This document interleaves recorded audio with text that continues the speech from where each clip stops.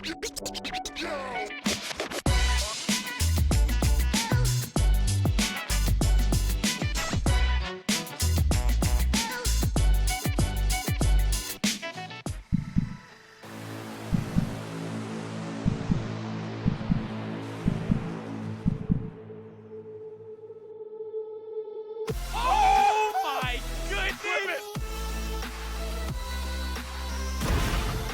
don't think he sees the guy right there. Does find the guy planting the bomb. Waves it into his second. 1v3 looking for the clutch, looking for the last two. He's gonna find one. Another one walks in across. Absolutely a must-make because of the ease of easy them. What? The rest of his team is slowly collapsing. The Sombra is the last player alive, and Boydex with the clutch. Yella gonna get the Nair, starting out the Nair train. Boy cannot get out of it. What are we gonna see? The forward air, then down air. Taking some form of space outside the spawn door, but Dragon Blade's gonna look to take it right back with a huge shatter. Oh my god! Another pick! Another pick! Oh, he just keeps going and the pick bang! Hard point in the hand of the other team. Toxic trying to find one, finds a second. Does he get the third? He Finishes off with the pistol! The entire team in front of him, and he's gonna find more! The ace, actually! Push all in the corner, and Gingy staying deep instead of going defensive like usual.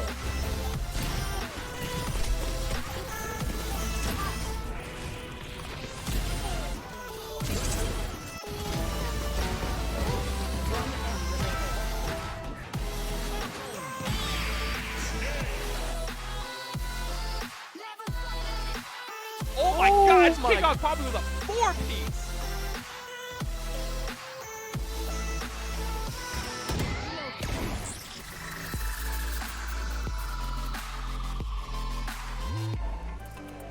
Hello everybody and welcome back to another Shenandoah University broadcast. I am Ben Kincaid, joined by Kasim over to my right. We have some Valorant for you guys tonight. We have round 2 of NACE playoffs. Yep. It's going to be SU, of course, against St. John's. Very excited matchup. Kasim, walk me through what we're thinking. Yeah, I mean, so from what I heard, this was SU Valorant's first matchup of the NACE season. Yep. And they actually lost to this team at the beginning. However, since that game, they've gone on to win every single game since, even beating one of the higher seeded teams. So, you know, you could say that they've probably improved a lot since then. Yeah. Yeah, definitely expecting a lot of improvement, right? We've seen a lot of improvement from this squad. And now, with the first round out of the way, they had that bye week being the 1 seed, winning out for the rest of the season here for NACE, going up against the only team they lost to. Very exciting to see, but we also have to remember that was first week, so St. John's most likely improved as well. That's alongside of SU, right? We've seen a lot of growth from players, especially Ultraly on SU here, had so much improvement throughout this semester and this season of competition that it's kind of started to really round out this squad that SU has. Yeah, and you know, it'll be nice to see, like, when we bring in some new maps, like we see here, we're going to Icebox. It's not a map that they usually play. So I know personally they've been cooking some stuff on this map. Yeah, Icebox is definitely one of those maps, right, that isn't glorified and favored really by any team that we really see thus far, but SU has been practicing it. Abby said that they've Claviel, excuse me, has had some practice on this map and really trying to learn some angles and some lineups to really kind of come out swinging. And this is going to be the first map we see. It's going to be Icebox into Lotus for map 2. And if we need a map 3, it will be on Ascent, right? This is a best of 3 series. So if you win the first 2, you never have to see Ascent, which is pretty nice. Got the squad looking pretty relaxed, you know. I think they're in a very comfortable mood for today's game. Yeah, that's nice to see, right? Because as we know, this is a very tough matchup, right? This is round 2 of playoffs. St. John's winning in the first round, able to advance here now to go up against SU. But it'll be interesting to see kind of what goes on, right? Because we do have this new agent, Clove, was introduced. They are pretty interesting to play, right? Because they have these smokes that are available after death. Which is something that we've never seen before. And then they also have a self-revive. Walk us through kind of how this agent is played and what are their strengths. Yeah, so people have been describing her more of as like a pseudo duelist controller combination where she has this ability to entry and, on a Smokes character. And typically on a Smoke controller, like playing Omen, you want to like be the last one alive, right? Because you got to make sure you're able to smoke for your team, right? But you can entry, you can die, and you can still smoke for your team, which is so strong, right? Yeah. So, and you also have other powerful abilities like her C ability, the little butterfly icon. I don't remember what it's called exactly, but it gives you a little speed boost and a heal, sort of like Reyna, right? Super powerful. Also, if you get a kill, you can keep going forward. And she also has they also have a decay that can get people super low as you're entering site, making it even easier to get those entry kills as well. Yeah, it'll be interesting to see like if that does come out because they are such a versatile agent that was just introduced. So some people are still kind of getting used to what the playstyle is, how to really counteract that playstyle of being really aggressive but still having so much utility that they are able to use. Just the after death smoke thing is just so It's wild, so cool. right? It's so cool. it's such a cool concept. It's pretty much brim smokes, pretty much, but I don't know. Do they last the same amount? I think So they're a little shorter. That's definitely one of the weaknesses of Clove's kit is that their smokes I think they're the shortest in the game, right? Okay. So if you're entering site, you gotta be really quick and really decisive. Otherwise, you know, those smokes are gonna come down and you're gonna be exposed from tons of different angles, like pretty quickly. Yeah, and that comes into team coordination, right? If you make the call and the close smokes go down, you gotta follow, right? Because once that utility is gone, you can't buy in the middle of a round, right? So you're not gonna be able to get those smokes back up on board. So being able to have that kind of team play around this agent is something that we've seen SU with other agents be able to do with Brim. Specifically, we've seen Omen played a lot with Noble, right? His Omen is pretty strong. He loves that agent and loves to bring it out whenever he can. And being able to play around those blinds and those smokes specifically is something that SU has been able to do very well so far this season. Yeah, I mean, so we'll probably see Noble at least on Icebox on the Viper. Viper being a very, very staple character for for Icebox map. It's been that way for as long as I can remember, honestly, in Valorant. But I think we'll see the Clove as kind of like that secondary controller. As I said, like they're sort of a pseudo duelist controller, so they can kind of replace that duelist role, and they also have the utility to help your team as well. Right. I know when we've seen SU play previously, right, we sometimes see this Jet Raze kind of combination come out with this double duelist strategy. Do you expect to see kind of like maybe a single duelist, maybe just that Jet, or maybe the Raze, and then that Clove kind of playing that half and half play style that they're able to? Yeah, so we'll probably see like a duelist with the Clove, and them two probably trying to play like super aggressive together, kind of like how they did in their previous comps. But now you have a character with that has smokes or has ability to, you know, like just be super, super aggressive. And, you know, I didn't even talk about the self-revive. Right. It's such a cool ability because you can choose whether or not to use it. And in some situations, it's so, like, difficult to play against because you know that they have it, and you get the kill, but then she pops her ult and runs into cover and swings out again with, you know, some of help from their teammates, and now she just gets a second life. Like, yeah, I feel like Clove specifically with that ult, it can provide a lot of information, right? Because if you have that up and available, you have a little bit of, I think it's like what, like 4 or 5 seconds of invulnerability where you can't really get kinda hit, like and you have eyes, so you're like dismiss, just sitting there and you're able to like, go in, you can die into a little bit, ult, and then book it out, and then you have all this intel, which is pretty nice, especially on a map like Icebox when you're looking towards this B site. You can go scout out yellow, see if anyone's up towards ropes and that like upper tube that is on A and whatnot. So there's a lot of intel to be gained with that ultimate ability, but then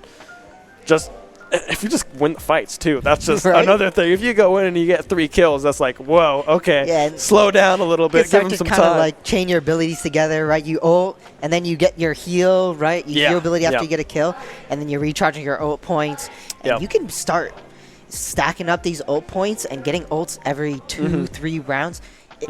it feels like you're playing a 6v5 like for half the game. Yeah, So- it's definitely nice to have an agent like that on your side, right? And then over on the side of St. John's, right, they've been playing very strong. I can't remember the record exactly. 5-2 is the record that they are at right now. So not a bad start at all, right? Very, very strong team, 5-1 on the side here. So very excited to see kind of what happens, what the game plans are coming into this Icebox map. Yeah, I kind of wonder if St. John's, they might have a slight advantage because they were actually had a game last week. So in comparison to SU, they might actually be more like match ready, or at least like in that match mindset because SU had that bye week, right? They and St. John's probably with a lot of confidence as well because they're coming off a win, right? So we'll see if they can bring that confidence into today's match against, you know, a higher seeded opponent, but one that they've already beat before. Yeah, and now walk us through kind of how you play these maps, right? We have Icebox. I believe it was Lotus second and then Ascent. What are the strengths of each of these maps, and which map do you see Shenandoah really kind of taking that initiative and taking that elevated step on? You know, Icebox is not one that we've seen Shenandoah play so much, so it's kind of hard to tell how good they'll be. But we've seen them play a lot of Lotus. We've seen them play a lot of Ascent. Those are two maps they're very comfortable on. So honestly, even if it goes the distance, I mean, I'm definitely biased, but you know, I'm taking Shenandoah to take this victory just off like their comfort and the amount of practice they put into these maps. Yeah, they have been grinding. Talking to Clabiella a little bit earlier, she expects to have a very close matchup, just like in week 1 of the regular season. Very close. I believe it went to 3 maps, if I'm not mistaken. I believe it went all the way, and every map was pretty close, if I'm not mistaken. So having that level of improvement that we've seen the squad have throughout the semester is something that Clabiella, our coach, is very excited to see and very just confident coming into this series, right? Because we've seen so much growth from all of these members. Cerisier and Ultrally have improved greatly. We see a lot of lineups and whatnot coming through from these players that really is unlocking players like Senji, formerly Ryuk, if you don't know, had a little bit of a name swap He's here. changing names every other week, man. I can't keep up. Senji on often they play the Jet role here, that duelist role for this SU squad. Noble and Clabiella as well, just getting unlocked because they know that they can fall back on these two kind of support players that they have on the squad. Yeah, and that's been, from what I've been seeing in the practices, that's been one of their main focuses. How do they get their support utility to get the maximum value for their rounds? And how do they enable some of their star players to, you know, go out and do their thing? Yeah. Right? And it definitely feels like that as a team, as a whole, they've been coming together a lot better and creating, like, a lot more plays. And I'm even in practice, I'm even seeing Ultrally and Cerisier pick it up with some super clutch moments. It's been awesome to watch in some of their practices. Yeah, and even kind of towards the end of the regular season, right, we've seen Cerisier and Ultrally really have some pop-off moments, right? Have some very clutch kills really on top fraggers on the other side of the map. And being able to rely on these support players, specifically Cerisier, often pilots this Cypher for the SU squad and is just hunkered down by themselves on a site and are just denying entry, trying to get this vision with that camera and then calling for reinforcements if needed. Yeah, I mean, we joke a lot about it when we play Valorant, but impact frags they are so important, right? Yeah. Because, you know, maybe you're not top fragging, maybe, you know, you're not making like all the star plays, but if you get one kill, one round, and it's in a situation that, you know, it means so much, you know, that's what wins you games, really, right? It's not really like the aces and 4Ks are cool and fun and flashy, but it's the impact frags that really matter. And, you know, if Ultrally and Cerisier are able to kind of like pick up those impact frags, then SU will definitely take it home. Yeah, and that's something that we kind of see from all of these players, right? Specifically Senji, Noble, and Clabiella. They are so confident in their gunfights and their capabilities to win these gunfights. They're not afraid to swing and really find these contests, these 1v2 opportunities to really try to showcase their power. Sometimes it doesn't go completely according to plan, Swing or be swung, right? baby. Swing or be swung, indeed. Yeah, sometimes it works out. Sometimes like, oh, maybe don't do that next time. Make sure you have not that guy. Don't swing him. Don't swing them. Not him. Yeah, definitely not. But it's fun, right? Because you kind of have that level of confidence that you're playing with, and that's something that I'd rather see confidence than too much passive play. Oh, yeah, definitely. Right? Because if you're able to win those gunfights, the momentum and the mental just skyrockets. Right.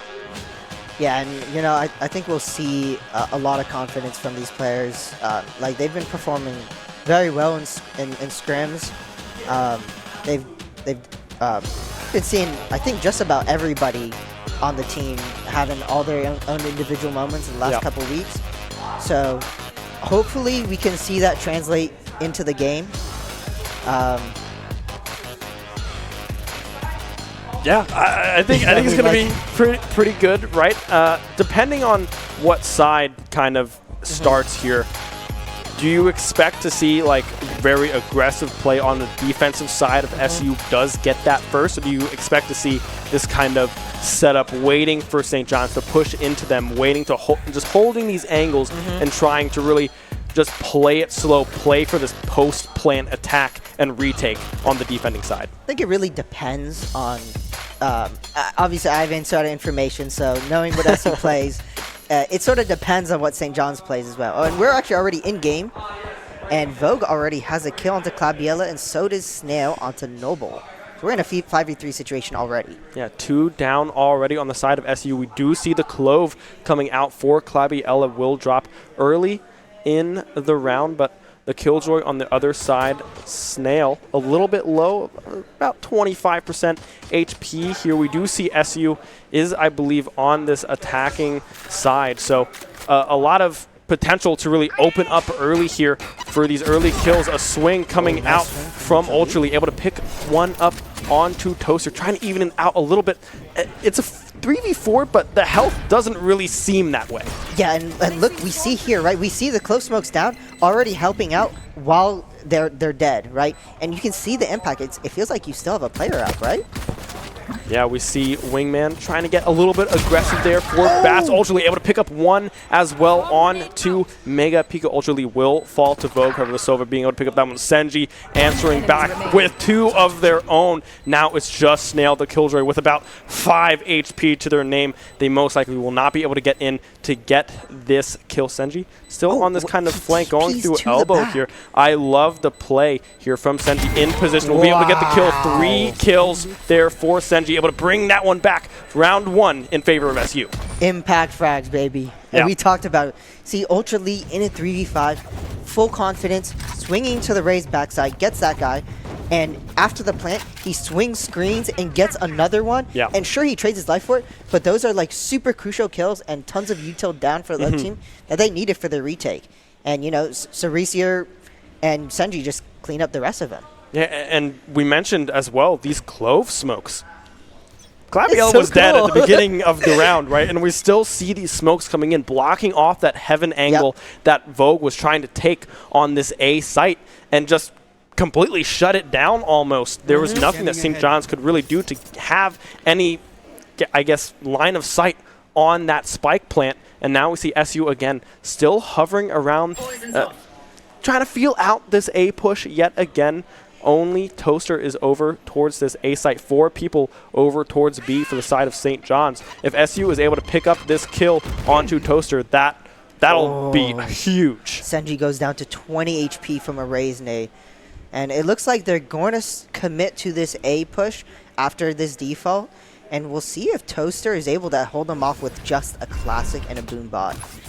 Vogue already rotated over here for St. John's. Now reinforcements coming. Clabiella able to pick up one already onto Toaster. Yoru, like you said, Senji low on that 20 HP mark. Senji will go down. The Snail will be able to pick up the kill. Clabiella holding that angle there towards mid, able to pick up one. Vogue answering back. Cereza here as well, finding Killjoy v Killjoy, goes in favor of SU. Clabiella finding 4. What a round from the Clove. And that's the advantage of Clove. We saw the Clove they're smoking, they're entering, and they're still going, and they can just keep taking these fights because they have a heal, and it doesn't even matter if they're dead because they can, they still have util for their team even if they're dead. Yeah, Clove now only 2 ult points, 2 kills away from having that ult unlocked for feasibly round number 4 here, coming up after round number 3 concludes. Good first 2 attacking rounds here from SU. The A push looking very strong, but now this mid commit here trying to pick off Snail early, holding on to that Guardian. No, that is not a Guardian. That is a Vandal, excuse me. Spraying through the smoke, able to find 2. Flabula and Senji going down. Bats as well, finding the kill on the other side onto Cerise here. Now it's a 5v1. It has to come down to Ultra Lee, but won't be able to find anything. A huge spray from Snail through that Viper smoke really sealed the deal for that round. That's a tough round. They definitely went for a little sneaky play through that Viper orb, but Snail with the game sense to be able to shut that play down. Yeah, and now we see the Econ swaying a little bit over in St. John's favor. 50 credits in the hands of Senji after this full buy. We got some Penguins doing a little bit of ice climbing here on Icebox, right? Feeling the vibes of the cold, right? As we now hop into round number 4. Yeah, and we're heading up into sort of a default where we have this lean towards the B site with Carter or Senji on the Yoru lurking on this A site, trying to find an opening. But I wouldn't be surprised to see if this Yoru does TP back over to the B site, and yep, he TPs over, and they're starting to commit to this B hit. Yeah, the B hit indeed. The ult is unlocked here for Clove. Claviella possibly popping this one if they do go down, trying to find these angles onto these ropes up to this upper tube here towards Kitchen, but unable to find any connections just yet. However, Mega Pika a little bit low, around half HP, will be able to recover. Bats, however, able to find a huge kill onto Cerise. You have the Killjoy already down on the side of SU. And Clove still has their ult, so we're looking to see if the Clove can take this first gunfight and try to chain some kills together.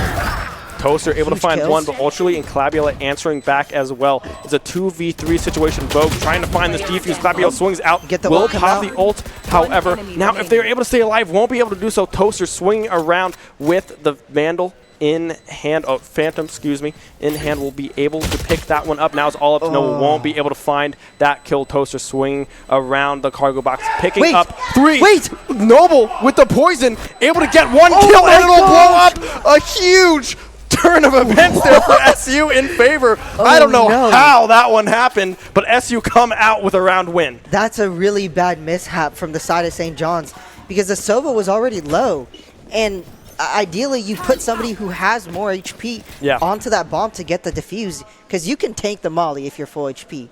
But wow, I guess the Sova was low enough that they just barely died to the Viper molly. Yeah, it looked like Noble with their dying breath tossed that molly onto that spike, just trying to deny access, and it works. 3-1 now in favor of SU, able to almost full buy, a little light shield action on the side of SU. St. John's and trying to stay aggressive. Although we're only 5 rounds in, this is such an important round because you look at the economy of both of these teams, it's both so low, right? Whoever wins this round is going to break the economy and basically set themselves up for the rest of the half. Yeah, Sova taking a little bit of chip damage there, trying to get those jump peaks in, trying to get some information back in favor of St. John's. Clabiella trying to get that headshot with this gun, but just unable to do so just yet. Noble now holding down the angle here in Kitchen. He's making a lot of noise in this Kitchen area, but he's not going up to break this turret yet. Needs to clear this boiler area first, and we'll see if they can break the turret to kind of like force these rotates, but we're already committing to a B-site take already. So it doesn't seem like Noble's going to commit to that. Yeah, the rotation's now coming through from St. John's. Noble still holding down that kitchen area. The spike already coming through. Senji able to find one onto Snail, a second onto Bats. Senji. Bats able to kill. Ultimately, in the meantime, that's 3 for Senji. This could Keep be going. a potential ace. That will be 4. It's just Toaster remaining, able to find the kill onto Noble up towards this kitchen area. Senji with the ace, able to come up huge in round number 6 for SU. What an ace. And you know, that's the funny cheesy part about Yoru is that I see him throw this TP into Deep Snowman almost every round. Yeah. But he rarely takes it. And this round he just decided to take it. Caught the entire St. John's team off guard and frags 2 of them. I mean, the confidence there, right, Yeah. is what we love to see from the SU squad. 8-3-0 now for Senji. The ult up and available as well for Ultraly. So if you get this spike down and Ultraly has this Hunter's Fury, that will be huge, right? Now- Because you can just play so far back with this Sova ultimate unlocked and ready to go. Really get that spike down and just play time. The question is, though, one thing that SU's been struggling with is these mollies. They try to go B, and they get harassed by these mollies. We saw Cerisier die 1 round onto the mollies. Ultra Lee die last round to the mollies. They have to try to figure out a way to bait these out so they aren't just insta-dying before they can even get the bomb down. The ult coming through now from the Yoru, trying to just get some valuable information. We'll see 1, 2 on the backside now, just trying to get these angles. We'll pop out of what it. a Won't be able to shot. get the kill onto Mega Pika. The Sheriff coming up huge, able to find Senji in the meantime. But the spike, I believe, was just planted. No, they are actually rotating over. My mistake. They recognize that this rotate has already come through from St. John's and are now opting to try to find this A angle. But Vogue already on the move here for St. John's, trying to read the play and is doing so. Claviella, however, waiting in 30 the seconds flank left. position, able to find Bats on rotation, still hovering over towards this B site, drawing 2 members' attention here. Wait, be able to find another one. Noble on the other side, Cerisier as well, finding 2 of their own. 4v1 in favor of SU. It's a great way to turn that round around with the Clove actually staying behind and kind of acting as a distraction for that rotation from the rest of the SU squad. And that was getting a little scary because they dropped a rifle. The Gecko had ult. The KJ was coming close to ult. So if St. John's were able to get that together, that was a round that was looking to be a scary round. But Shenandoah able to secure that comfortably. Yeah, Snail specifically getting that lockdown online, right? The retake potential that Killjoy has just with having that ult up and available is ridiculous, because that covers so much ground and it forces the other team to have to make a play. You either back out, wait it out, or you go and you try to find those kills as fast as humanly possible. Now we see SU moving over, opting to try to find this A side push here. Senji again trying to find Bats towards that back box, but not able to find anything just yet. Vogue now rotating over, possibly over towards B or to that Heaven position. Now will sit in that defending spawn. Ultraly able to find a kill already onto Bats, but takes a lot of damage for it. Oh, and we see the Sova ult come out from the side of St. John's. Deny that plant. It gets a couple tags, but no kills. Yeah, a couple tags indeed, but nothing too harmful, right? You are a little low on health. Snail will go down. The lockdown now off the board. Vogue able to find the TP out from Senji. Almost huge. Toaster able to flick around. Oh, wait. He's still alive. He did get the kill. He does get Toaster, so we're in a 2v2. Yeah, 2v2 now. Killjoy a little bit low. Cerisier trying to play this time well. We see Noble already lining up these mollies. The poison, the molly going up right on top of it. Almost gets the kill. Forcing them off of this point. And now it looks like they might just give up. They will go to save instead. St. John's, I like the play here. You're down 5-1. Try to save these rifles, because right now the econ is not looking good. No, not at all. And, you know, it's a great play from SU. It's honestly a perfect execute, getting the first kill with super cleanly. And you have the Clove and the Yoru set up aggressively once again to take these super, super early fights in their spawn with the Yoru even actually going to their spawn, right? And TP That was behind awesome. him. Oh, and I love the play. should not have gotten that kill. I thought he died, but I was like, what the? That was a shocking turn of events, I would say. Oh, yeah. Senji playing very, very well. A timeout now. We don't know what side. I'd assume it's St. John's here, just trying to stop the momentum, stop the bleeding a little bit, talk some things over just a little bit to really try to solidify this defending side here, because we're on round 8 now, 8 of 12. SU already picking up 6 of their own here on this attacking side, and it only gets better when you get on defense. Yeah, I have to say, I was kind of disappointed in St. John's because they had the 3 ults they have now. They had 3 ults up last time, and they only use a Sova ult, and not using the Killjoy and the Gecko ult for the retake is, you know, like they're probably the 2 strongest retake ults in the game. Yeah. Right, and kind of not using them in time on probably a super important buy round, it makes it really difficult. But, you know, they are scrapping together a buy, so it looks like they are committing to winning this round still. So we might see a lot more of these ults come out again. Yeah, we got a Phantom, Vandal. I believe that is Bucky, I believe, on that side. We got a whole slew of different guns here on the side of St. John's, but SU, tried and true, 4 Vandals, a Phantom, and Noble with a whole lot of money and a pit in his back pocket, ready to defend a post-plant angle here for SU. Instead, just kind of playing it slow, feeling out where these members of St. John's are. We already see Senji able to pick up 1 kill onto the Viper Mega Pika, falling already. That was the Phantom out of the way. Just the Vandal now for those elevated guns on the side of St. John's. Yeah, and that's a great part about the Yoru is that you can go for these aggressive lurk plays and just disappear. Yeah. A ghost in the night. And, I mean, now they've completely reset, and you're going to get this 5-man site take while St. John's is a man down and informationless. Yeah, Toaster still playing towards that yellow container. They're over towards B, just waiting, seeing if any angle is going to come on that B site, but now pushing in slowly is SU onto A. The information dart, not catching anything just yet, but those Clove smokes yet again coming up huge. They recognize that Vogue is probably playing towards this high area. They will be able to. Bat's able to find 1 Vogue, as well Claviella now with the ultimate available. So it was just a 1 for none there. Toaster able to find 1 with the rocket onto Senji. The defender Killjoy is coming through as well. Now trying to play time is SU. Noble still alive with these mollies, trying to get 1, but Vogue able to find the kill is huge. The defuse will come through. Wingman able to seal the deal with that one. Strizier able to pick up 1 on the backside onto Snail, but nevertheless, the round goes over to St. John's. Yeah, much better from St. John's. We see St. John's a lot more ready for Shenandoah's aggressive post-plant situation. Yeah. They're able to catch out the Clove, and even though the Clove uses the ult, they use their ults in retaliation. They use the Raze ult, they use the Killjoy ult, and essentially shut down any chance that Shenandoah had in that post-plant scenario. Right.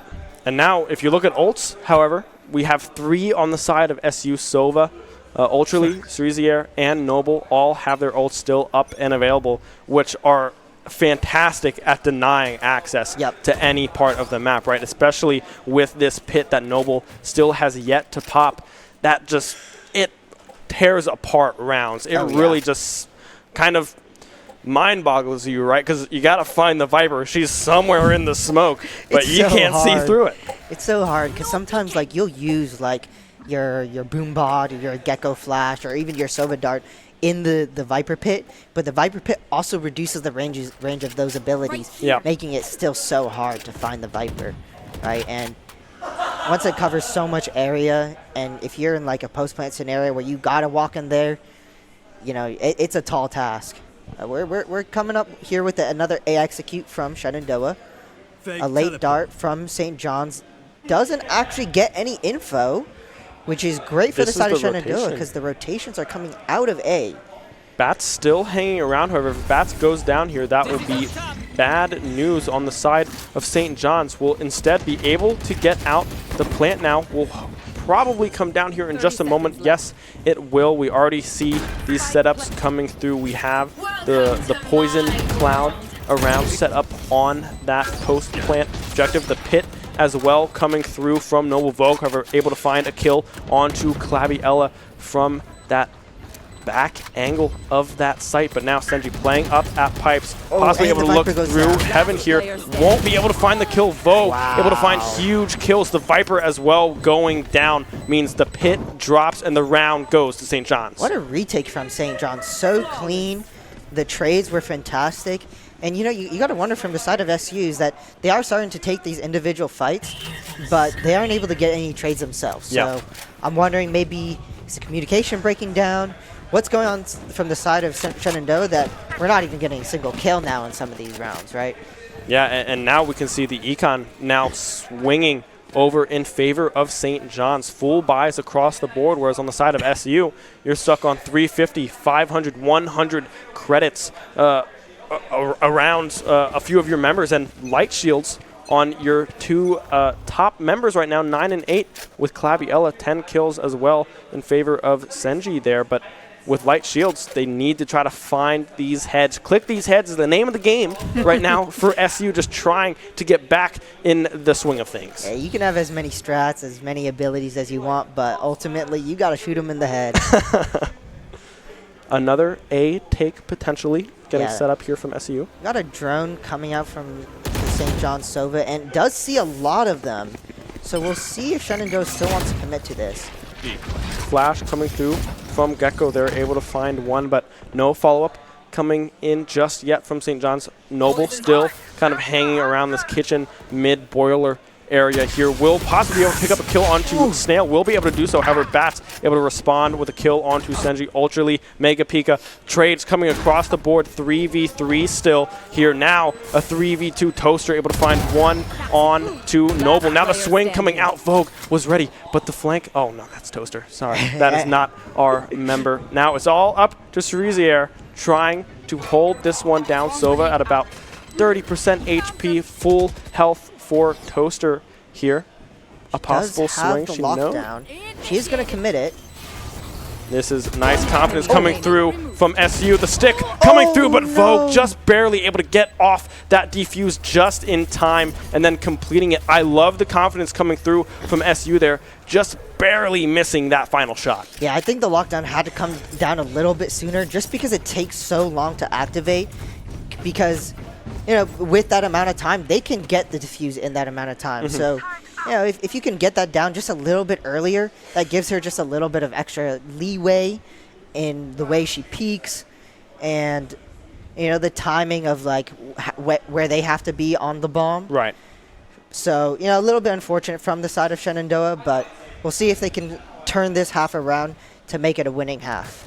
Senji does have the ultimate up and available yet again for Yoru here, trying to find some more information if they do so please. But right now, playing it slow on this B hit, this B take here. Noble going up aggressive. This is a little bit of a save round for SU here, not able to get a whole lot of powerful guns in their pocket, unlike on the side of St. John's. Full Vandals across the board, full shields as well. But trying to just find these angles. The plant will come down. Ult point in favor here for Noble to try to get this pit back online before the end of the half. But right now, it's St. John's again with another retake potential. Toaster able to find one, but does drop to 20 HP. Now Senji 85 health with the flank, unable to get the kill. The flash did come out, but Vogue was unaffected, able to find that kill onto Senji in that backside. Now it's all up to Claviella and the others, Cerisier and Noble. Both will fall. Now it's just Noble trying to flick back onto Toaster, unable to do so. Good retake and good round coming through from St. John's. Yeah, and honestly, from the side of Shenandoah, I'm not too upset too, because it was an eco round, and you know, Senji took a crazy risk with that TP backside, and he almost got one, right? And you know, in the chance that he does, right, that might turn that round into a winning round. Right. So you know, you can't be too upset with the risk taking from Shenandoah. Yeah, I like the aggressive plays now, but now you can only end the half either 6-6 all tied up or in a 7-5 in favor of SU. It was looking so good. They were up 6-1, but this recent slide here. St. John's able to pick up 4 rounds in a row. Again, this econ looking super, super good. The op now picked up here for Snail, possibly going to hover through this mid angle, trying to just pick up an early kill here. If SU can get that off the board, that would be ginormous. Oh, yeah. And, you know, you have to wonder, maybe after this timeout from the side of St. John's that, you know, it seems like they're so much more together with their ability usage and their peak timings. Wonder if, you know, Shenandoah can kind of try to figure out a way to counter this new St. John's that we're seeing after the timeout. Yeah, SU again, kind of hovering over towards this B take, able to find that early kill onto Toaster. That is a huge early pickup here. Now moving in to this B site is SU. The plant probably coming down. Yes, Noble trying to get that spike planted early right away before the rotations come through. Snail able to pick up one onto Senji, but Ultraly in response. 3v3 now. Bats able to pick up a kill in mid on that backside play there in favor of St. John's. And now all the bots going down on to the spike there for Cerisier. And we do have the all-important Clovolt, so we'll see if they can try to get one before they come down. And there's the ult first. Stops the plant and gets the reset, so now that they are live. Claviella trying to find that last kill, unable to do so. 30 HP to their name, swinging out to Cerisier, not able to pick up that kill onto Bats. Mega Pika is now completing the defuse. It might go through. It will, and it just barely go through. Cerisier unable to find that swing fast enough to try to get those kills towards the end of that round. And now moving into the half, all tied up. Wow, what a great turnaround from St. John's. It was looking so dire for them at the beginning. They just didn't know what to do with the aggressive play style from Shenandoah. But yeah, that's something they said during that timeout. They figured it out. Yeah, they figured it out big time, right? Because that's 5 rounds in a row in favor of St. John's. 6-6 now coming through to this defending side for SU. We got a little bit, some more Penguin action, maybe a little bit of a side deal there, a little off to the side, trying to stay out of eye. Well, this guy sees him, probably. That Penguin right there, he's going to snitch. Yeah, he knows what's going on. Does he look like a snitch? No, man. They'll be fine. No, I think they're buddies. He's the lookout, right? Well, we see a little aggressive play from the side of Shenandoah already, with the Yoru and Clove taking this early A space. And St. John are aware, and it looks like they're going to want to re-clear this very, very soon. SU playing it slow yet again. Noble swinging out is unable to pick the kill up onto Bats. That's Claviella, excuse me, not Noble on that Viper. Now, however, Noble is able to pick up the kill onto Snail. They're 1-1. However, Bats is a little low. Mega Pika able to pick up the kill onto Cerisier as well. Noble in this tight pinch, able to pick up one, but Vogue answering back. Now the spike fully, well, not picked up yet. Toaster on the way back to pick that spike up. The rotations coming through now for Senji and Ultra Leap. Ghosts in hand. Need to try to find these kills, this retake on this first pistol round. But right now, looking heavily St. John's favored. And we saw them in this clutch situation before, but with Senji already going down, it's not looking so good for Ultra Leap by himself. Ultraly now trying to find these angles under kitchen. Shock Dart coming through, trying to buy space. We'll be able to see Mega Pika finding one. Possibly another has to reload instead. Both players now ducking behind cover.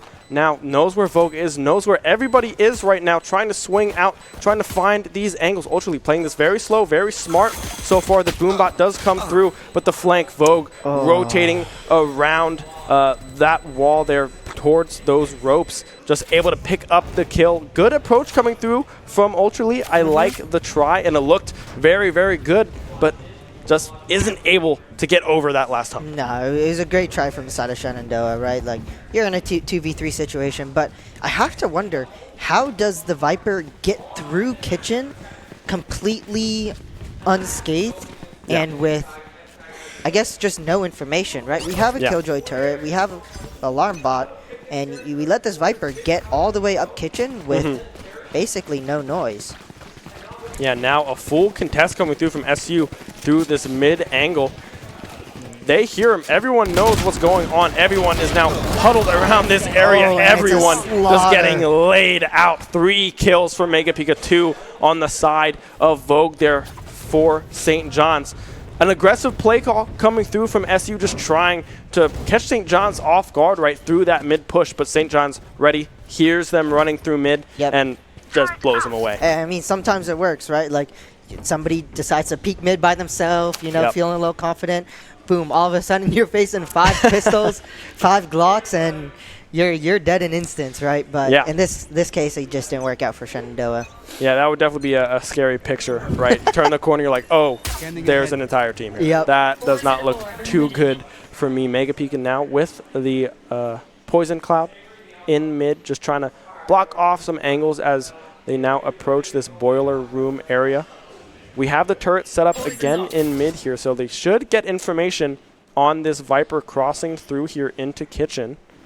But St. John's still kind of hovering over this A site, trying to get this A hit progressing in their favor. But SU staying strong on the defensive side. Claviella now rotating over towards this mid, trying to contest Mega Pika here, this Viper in mid.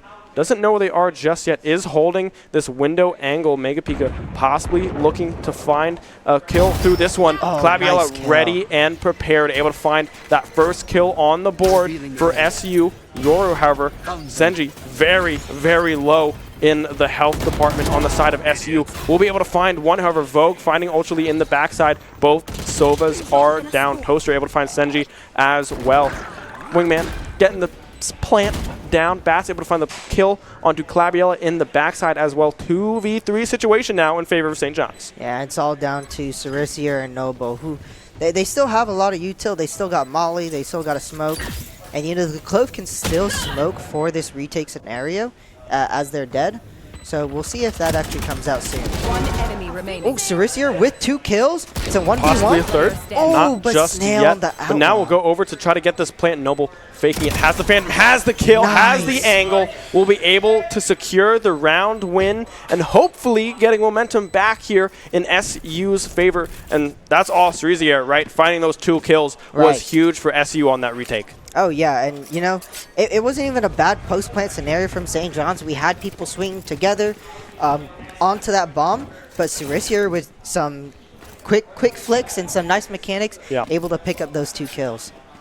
Yeah, the defense looking good so far for SU. 8-7 is the round count here in favor of St. John's on this attacking side. Vogue leading the way, 28-3. For St. John's, having a crazy game so far. If they can find this Sova, that is a huge weight off of SU's shoulders. Oh, yeah. Vogue's been having a game. Nice little jump peek from Noble. Gets all the information from everybody on B site. And we see the rotates start to come over a little bit, but SU is still standing strong. Not convinced by the info that they have. However, we do see the turret come down and the information dart coming through from Sova here. Now we see these slow rotations possibly coming through. Claviella still hesitant on this mid window in Boiler here. Doesn't want to get caught out too soon. They will let the plant go through here. Wingman now trying to find that plant. Will be able to do so, the little friend. Or it will goes not out, be able to do actually. so. He's not able to get that plant. Now Vogue has to Nice step spam. up. Noble finding 2. Bats and Vogue down. The spike still down. St. John's were trying to find that rotation back over to A, but the kills coming through huge from Noble. Senji able to find the kill onto Mega Pika as well. They know they have spike available. They know that Toaster is hovering around this yellow angle, or at least I thought they did. Claviella going down to Toaster. Ultra will be able to finish the job. Now it's a 4v1 situation for Snail. Has to try to somehow get these kills and get this spike back in their favor, but right now, SU just trying to play time. Ultra will nice go kill. down the Vandal, able to find the head, but Senji able to answer back for SU. All tied up at 8, moving into round 17. Yep. I want to note the importance of Gecko in this Icebox comp because the Wingman is a very strong tool to be able to plant the bomb. And one nice part is that if you only Viper Molly the Gecko, the Wingman will live, right? Which means that SU have to use both the Killjoy Molly and the Viper Molly to actually get the kill on that wingman and stop the defuse. But Shenandoah, they recognize it, and they're able to stop the plant very effectively and force them into a really tough spot where St. John just get spammed without even seeing a single person. Yeah, and Noble finding those 2 kills early as well, coming up huge for the side of SU. Now, again, we see St. John's kind of playing it a little bit slow through this mid angle. We see Cerisier has a nice angle here through towards this kitchen area, won't opt to peek it. They're moving very slowly, St. John's, up through Boiler, up into this kitchen area. We see Clabiella in an unbelievable position. If they're able to find that 1 kill, will be able to do so. A mega peek of the Viper is down for St. John's. Now, not peeking just yet, but now, Snail, if the timing is right for Clabiella, will possibly be able to pick up another kill or 2, but opting instead to play it a little bit safe. Now tossing down some smokes.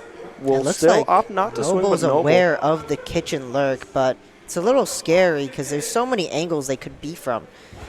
Shenandoah lacking just a little bit of information on everybody's whereabouts, and Snail picks up a cheeky one onto Cerisier, and now they're starting to execute B. 30 seconds Noble, left. however, still in a really good position. Whiffs on the shot. However, the Sheriff coming up huge for Toaster, able to find that kill onto Noble. Now Senji trying to get aggressive, trying to hunt down Vogue. Will be able to do so, evening up the player count at 3. However, Bats able to find that kill back onto Senji. Now Clabiella will able to find one onto Bats. The Raze won't check the corner. However, Snail, the revive coming through. If they're able to find the kill, won't be able to do so. That'll be a 4K for Snail. The plant coming through 9-8 now for St. John's. You know, and we didn't see that first kill from Snail, but it really seems like these kitchen lurks they're so dangerous from the side of St. John's, and Shenandoah need to do something to stop this mid aggression. Yeah, Ultrally, however, does not have the funds to get a full buy, forcing SU to now go onto the save round here. Full buys, however, on the side of St. John's. 2 Phantoms, 3 Vandals, full shields for St. John's here. Now spotted out a little bit here by the information dart coming through from the Sova. We know where everybody is right now, but no one pulling the trigger just yet. Playing it slow, playing it calm, cool, collected, trying not to get spotted out or picked off just yet. Yeah, and Noble's already pushed all the way up B, so they have all the information in the world, but we just have to see if Shenandoah can make use of this information that they have. The drone coming in from Vogue, they're forcing SU to back out of that aggressive A hold coming through from Senji and Clabiella there.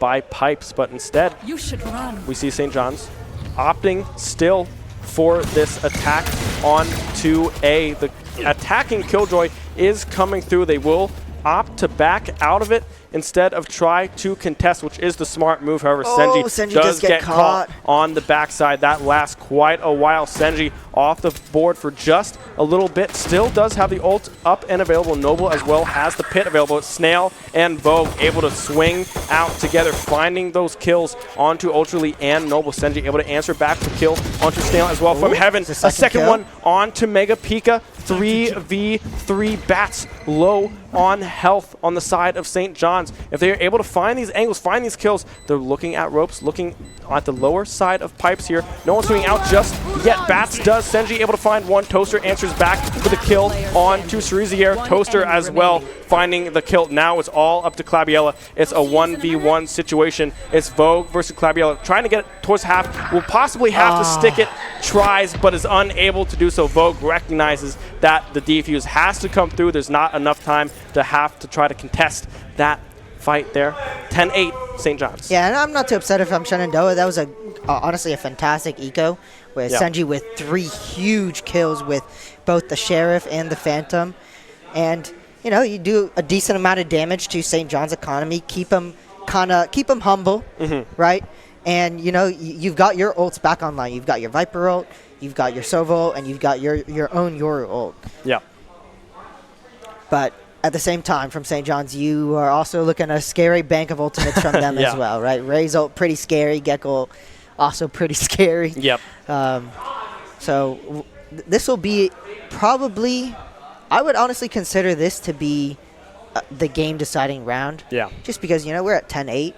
You got all these ults online. Economies are close to breaking from the side of Shenandoah. So, if St. John's win this round, it'll look pretty dire for Shenandoah. Yeah, Cerisier also only 2 ult points away from having that lockdown unlocked, right? If they're able to find an ult point somewhere on the map and possibly a kill pickup, that could be a round-defining ultimate that could be used on the side of SU coming out of the timeout now. Talking a little bit, talking over things, right? Just making sure everyone's staying calm, cool, collected. A full buy coming through from SU on that save round there. Mega Pika does not have a shield that I can see on the scoreboard here. So maybe there's I wonder if that's a bug or if they just forgot to buy? Maybe forgot to buy a full shield there on the side of the Viper, which, if I'm SU, I'm not complaining. No, definitely not. So, I wonder. Oh, wait. Looks like they're AFK. Is there a disconnect, possibly? I wonder if we're going to see something happen. Looks like St. John's is just holding for now. We got a little stalemate going on. Yeah, Mega Pika not moving. Pistol at the ready. I like the Fnatic bundle, though. Oh, yeah. Yeah. I know you're a Fnatic bundle fan. A Fnatic bundle. Did you hear? They were the #1 selling bundle in EMEA. Yeah. So That's props to them. Very, very cool. hey, that's Boaster right there, right? Oh yeah, but I gotta go with my boys. Buy the Sun Sen bundle. Oh yeah, no Zelsis Sen bundle. Yeah. Oh yeah. Didn't he change his his name on his jersey to bundle? To bundle, yeah. So now he's just Sen bundle. That is hilarious. Now we see a push coming through from St. John's. Mega Pika is back, but Vogue barely living with, I've got to say, 1 HP. Yep, 1 HP. The rocket out and ready for Toaster. Won't be able to find a connection there onto Senji. Now putting the clone in. Recognize that Toaster's in this corner. Will swing. Able to find one. Vogue still so low on health. The spike not going. Oh, yes, planted. Excuse me. I'm always so bad at recognizing when the spike is planted. It's hard sometimes. The Viper. Got the Gecko coming out. And the Gecko is destroyed. And a lot of the mollies are already down from the side of St. John's. So we'll see how Shenandoah deal with it. And it looks like Noble is aware of a flank if there is one. But Senji's just sticking this one. He's just sticking it. Oh, and he gets half.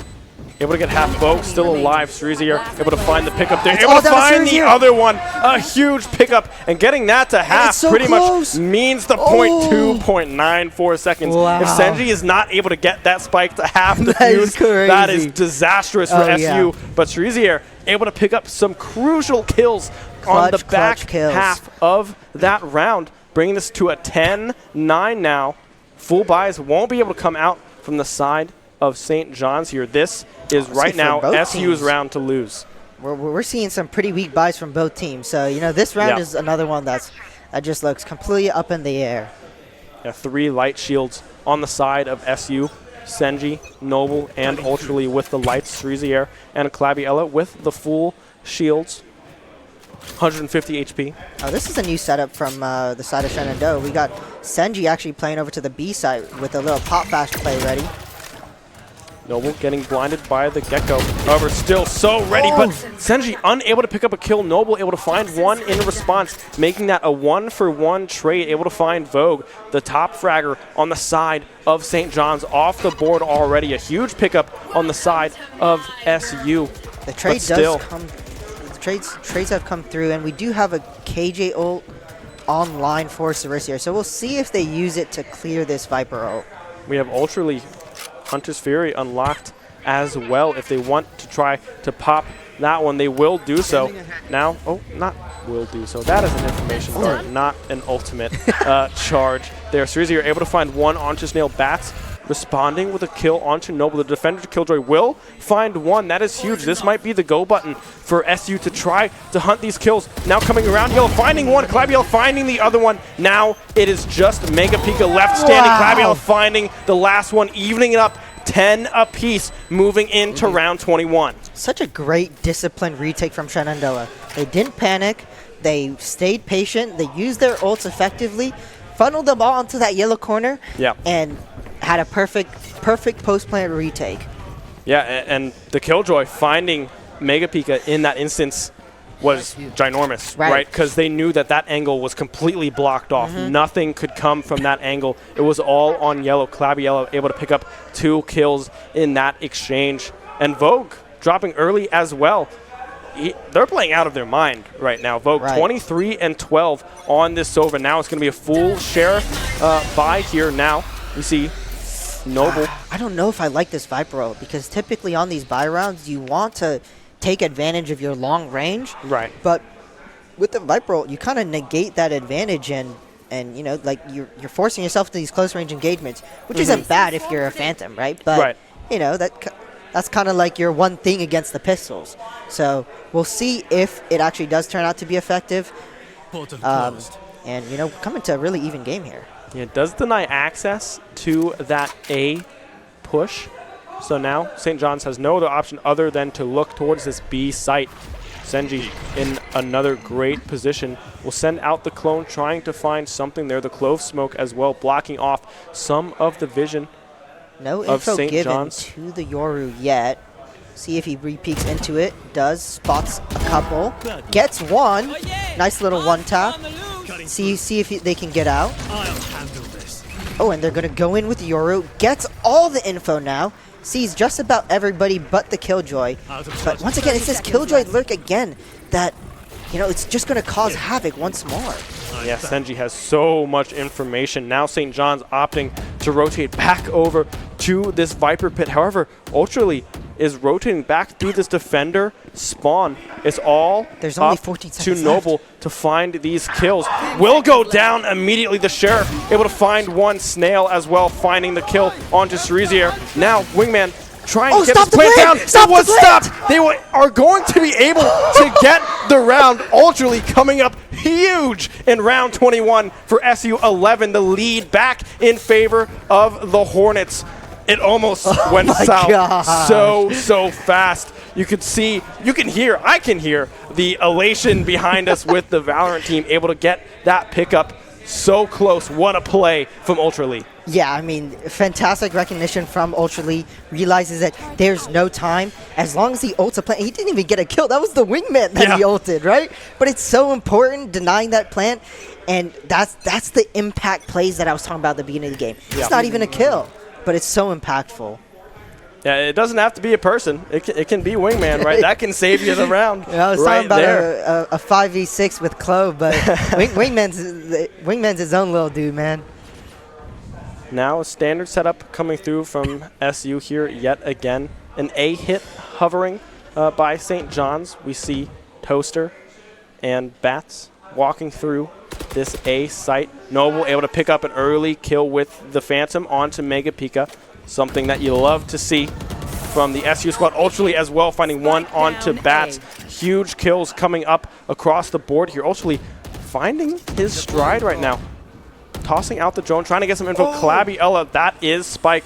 They will recognize that. They know that it is there, and they will recognize that Toaster is also under pipes as well. Clabby Ella going to keep holding that angle. Noble finding Snail on the back side towards that kitchen area. And now it's up to Toaster to try to find these kills, but Ultrally again in perfect position to put SU up to map point. I want to stress the importance of that very first kill. Shenandoah on this defense side have been absolutely getting hammered by this kitchen lurk. Yeah. But Noble recognizes that they really need to deal with this guy, clears him out, and also punishes the second lurk. The KJ also lurks into the spawn, and Noble's still able to have that awareness and punish that kitchen lurk. And honestly, those two kills basically sealed the round, making it so everybody else doesn't have to worry about their backs, right? Yeah, you just get to look straight at that point, right? You don't have to worry about anything behind you. Yeah, if I can look in a straight line, that would be awesome. Right. If I could do that in every ranked game that I have. But alas, I'm silver, so I don't get that luxury. But the drone coming through yet again for Vogue, trying to get some information in favor of St. John's. Ropes going up to that upper tube area on this A site towards this attacking side. Shock darts coming out from Ultrally. Does get a tiny bit of damage and an entry kill onto Mega Pika. Ultrally coming up huge in these last two rounds, able to pick up these kills. Mega Pika down already. One ult, 2 ults available on the side of St. John's. The Hunter's Fury and the Killjoy now coming down. Will opt to play it safe, wait this one out, and then go for a retake. Claviella does have the ult available for this Clove, so 6v4 right now, I'd say. It's going to still be a hard retake because Vogue does have this solo for the plant. Yeah. So it looks like they're all just going to play just off-site and look to spam the bomb with util. But, you know, Shenandoah recognizes already playing super aggressive. Oh, and almost gets a spam. Senji trying to get that early kill, but will be unable to do so. Claviella able to find one onto Snail. The Sova ult coming up possibly a little early there. That ult out of the way is huge. Claviella able to swing out, get the kill onto the Gecko, onto Bats. Possibly another one. Yes, we'll be able to do so. Cerisier able to lock that one down. Vogue in that upper area. Cerisier now getting the defuse. It was looking shaky in the middle there for SU, but able to seal the deal in map 1, 13-10. Yeah, and that's the advantage of having the Clove. And even though the Clove never used their ult, that's just the advantage of having that confidence say, like, I'm going to go, I'm going to get my one, and even if I don't, I'm going to come back and I'm going to get my one again. Right? Yeah, she kept going. She got all 3. I love to see the Clove. It looked very good, and really just having that ult in your back pocket is a mind game, right? You're like, oh, yeah. Are you going to kill me? If you do, you'll have to kill me again. So it's a hard pick thing your to poison, deal with. right? It's very hard to kill the same person twice. We've seen it happen a few times in that map there on There's a couple awkward ones with the one on B site where, you know, now you're just a sitting duck. Yeah, it happens when you're just tucked in a corner and there's 2 people right next to you and you're like, oh, well, I maybe get one of them, but I don't know if my gun will come up in time to be able to pick that one up. But towards the end of that map, right, Cerisier and Ultraly coming up in huge moments, able to find some kills on the backside. And these retakes were so clean from SU coming off of the back half of that map. Yeah, and I think the key part was really dealing with that mid lurk, those kitchen plays, because some of those plays were so punishing, especially on those eco rounds. And, you know, if you lose eco rounds can be devastating in Valorant and hard to come back from, especially with the way the economy is. Shenandoah stayed calm, managed their economy well, and, you know, adapted to the situation. Yeah, we will be going to a quick break here shortly in between map 1 and map 2. It will be Lotus. Yep. So something that we are very familiar with seeing, very excited to see. Don't go anywhere if you want some Lotus action. We will be right back.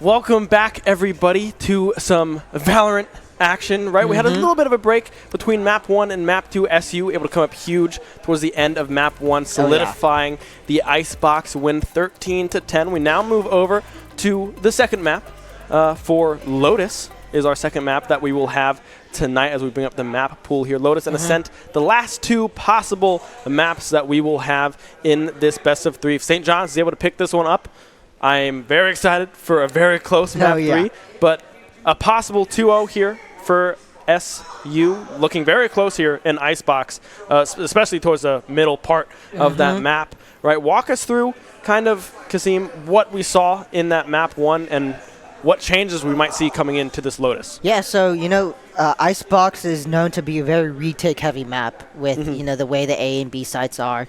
And we saw that a lot in that last map. Retake after retake after retake. Mollies after mollies after mollies on the bomb, right? I think Lotus is a little different where the way the A side is set up is you're encouraged to fight for that really, really early space on both A and C. And you find yourself in a lot more skirmishes before the bomb's down. So we'll see if, like, which way the gunfights go.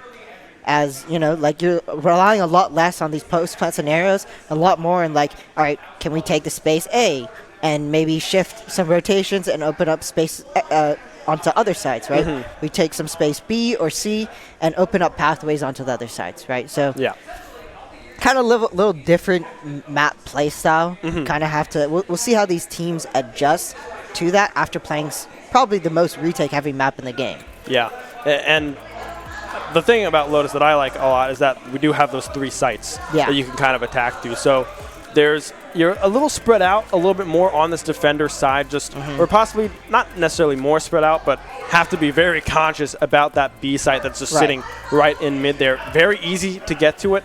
A little hard to enter because of that kind of heaven area to that back right of that site, right? Especially if a defender is holding that with an op, because that hurts a little bit if you get hit by that one. But yeah, so I'm excited to see kind of what SU does moving into this map. Agent selection, if we do see the Clove again, stuff like that. Yeah, and you know, that's something interesting I want to bring up is that we barely saw any op gameplay that last map, and I think part of it was just because it was so back and forth. Neither team really had the economy to buy an op. I think we only saw one from Snail, like on the last round of the attack side, or on the defense side, and he didn't even use it. Like, the round was pretty much over.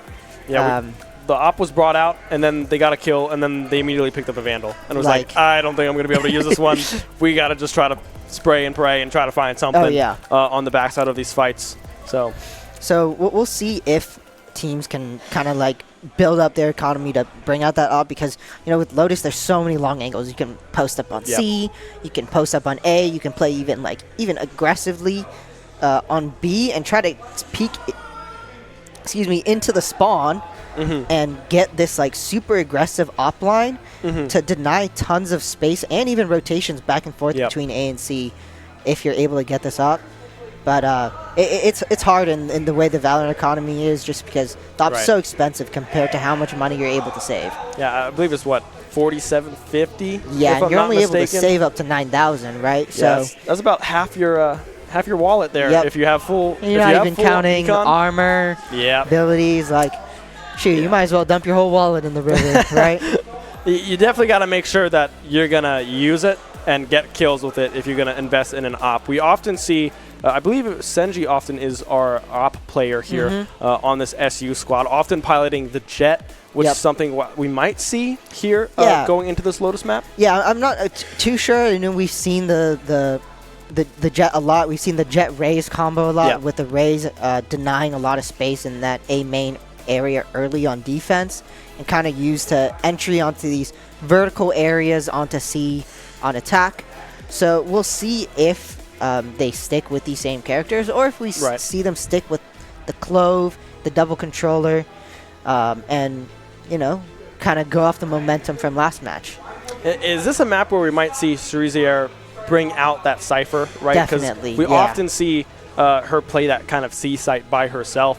When we have 2 split on B, or 3 towards A, 1 on B, trying to hold that angle. Is that something that we could expect to see come out here just because it just covers so much ground and gives you Right. so much vision with these 3-site maps. I think that from what we've seen from previous matches, that would make a lot of sense. But, you know, like if St. John does their scouting right and they see that, you know, SU is consistently keeping their Cypher C alone, then, you know, might be able to exploit that, you know, break the trip, Right. just isolate the C site and play that like post-plant scenario like they were doing on Icebox. And if that's where their strength is, then maybe that's something they can exploit. But Shenandoah also, they definitely have the ability to switch it up, right? Yep. Have that op post, or like that duelist duo post up aggressively C instead, and switch people around onto different sites, Right. depending on the scenario. So we'll see if they stick with their tried and true, or if they decide to change it up. And on the attacking side for SU, we often see kind of this really slow split approach to just kind of feel out where the defenders are kind of posted up, right? Just Right. trying to find these angles on this A long area, this dirt hill over towards C, and then that B mid, we often see just kind of the spike just sitting there for a little bit till they decide which way they want to go. We often see Cerisier and Ultrally kind of hold that tree angle on this attack side, going through that door, just trying to hide out and just stay alive and play this post-plant position that's super strong, because you don't have to swing out of that, and you can rotate if you need. Of course, it's very noisy when the door opens, so you'll know if they're moving out of that tree area, but it's really hard to kind of break that hold once the attackers get on top of it. I mean, I think one of my favorite ways to play around this map is super cheesy, but what's nice about all the walls around tree area is that they're all spammable. So That's true. you can get yourself a little Odin, you know, a little Guardian. Do a little bit of cheese. If they open the door, you spam through the wall. Touch the orb. You spam the orb, so you can get a couple kills. It's a little cheeky way to play, but you know it's proven effective. So you know we'll see how they play around that tree area, because it's so impactful too. Because if you can take that A lobby main area in general, it has to force so many rotations from the defense. You know, maybe leaving open lurks through B, lurks through C, for maybe the Sentinels or controller players to kind of exploit and find gaps in the defense. Right. And with kind of like agent selection, right, we see Cypher a lot on the attacking side, just kind of cover flanks a lot and just kind of sit there and wait, which Cerisier in this Icebox map did pretty well on. She played aggressive and up with this Killjoy, but she had a lot of setup, especially with this turret, just hunkered down, waiting for these rotates and these flanks to come through. We saw Noble as well kind of hovering around that mid area. So when SU kind of gets that attacking side going in their favor, it's oftentimes that we see only 2 or 3 people play towards that spike area, and then other 2 kind of spread out a little bit and sit back and try to hold these flank angles to really give power to those other members that are still sitting on that spike. Yep. And we are seeing some agents get selected, and nothing super new from the side of Shenandoah. Stuff that we've all seen before, right? We were saying Cerisier on the Cypher, Senji on the Jet again, and Noble on his tried and true Omen, right? And we'll see if Claudiella decides to switch it up or, you know, go with the tried and true Rays. Yeah. Hopefully, praying we don't see any Rosas. Well, it happens sometimes, right? We do see Senji Jet, Cerisier Not with going me. towards Doesn't that happen side. with me. Yeah, you hit him every time. Every single time, I believe swear. you. You know, I believe you. That confidence coming through from Kasim. I've never missed a Rays ult in my life. Never. I love it. Hey, there you go. Well, 100% success rate's pretty good, because Claudiella sometimes does not hit them. Maybe sometimes. All right, well, some interesting selections from the side of St. John's. We see an Astra pick, and we see a Sova pick. So Sova I'm sort of interested by, because at least in the highest levels of play, we don't see Sova that much. Right. Because his darts have a harder time finding value, just the way the map is structured, right? Like, we're looking through the map, and there's a lot of places where people can hide from these Sova darts, and Sova drone doesn't go far enough to be able to clear a lot of these angles very effectively, which is why we don't see as much. But shoot, maybe St. John's knows something I know, you know? Yeah, and maybe they're just trying to play through that comfort that they had in that Icebox, right? Because Vogue went absolutely crazy on this Sova in that Icebox. But like you said, there are these really tight angles that you can't really have the info dart really catch out on, or that drone really get around them in time to really find and reveal that crucial information. So maybe it's just a Hunter's Fury angle, right, for this attacking side, to have that option to play back and then just spam that spike placement to just try to get those kills if the defuse does start to come through. I think you're making a very good point, because they have a lot of post-plant utility like specialists, right? You have KJ with the mollies, Astra with her suck and her stun, Sub with the shock darts, Raisinade. Shoot, even the Breach has aftershock. I mean, every single one of those characters has a damage utility for that post-plant scenario. And we already see, as we were talking about, Shenandoah are going to play this really split default at the very beginning and kind of feel out the opponent's defense for the time being. Yeah, split approach coming through here. Senji on the tried and true Jet. One agent that he loves and adores to play, right? Trying to get that early kill. We'll get some damage onto Toaster here on this Raze. Good poke coming through from SU. Now just trying to get some more information. Clears boxes there on the left side of that A long angle. The Astra smoke coming through as well. Still a really slow approach coming through from SU, crossing back over to the C side. Yeah, and it looks like they're going to head towards the C side, see what's up with this KJ, maybe give a little hello and, you know, take the site too. And they are, it definitely looks like they're setting up for an execute, but we have this Jet lurking mid, just like an absolute menace. Yeah. See the smokes come out. Claviella getting aggressive with the blast packs, getting all the way into the back of that site, spraying through that upper area of this kind of balcony towards Waterfall here, trying to just get some chip damage. But now full control of the C site. Rotations coming through from St. John's. Already the spike getting planted. Shreezier able to get that one down in time now.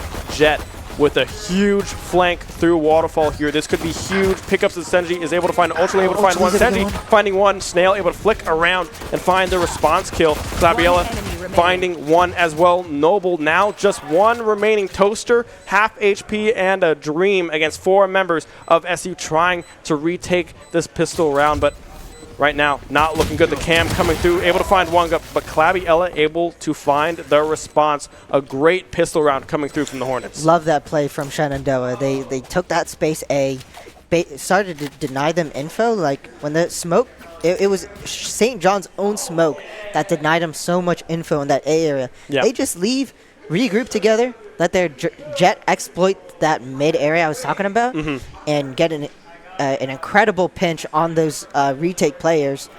And, you know, that's a strong first round from Shenandoah. And we already see 4 rifles from Shenandoah. No fear with this buy. Very, very confident buy from the side of Shenandoah.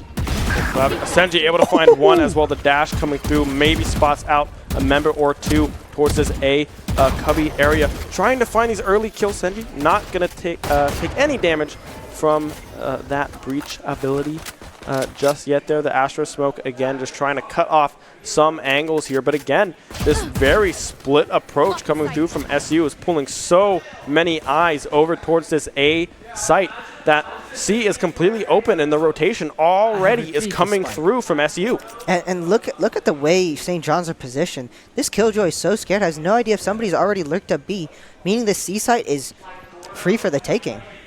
Jet again hovering towards this mid area. KJ Snail trying to recognize it, will get shut down. The smoke coming through, the door activated. Senji, excuse me, is on the escape now.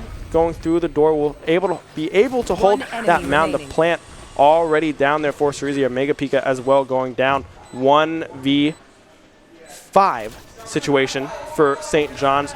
Might be worth just to try to find a save, but they only have a pistol, so there's not a whole lot to lose here. Maybe just deny some rifles from SU if possible.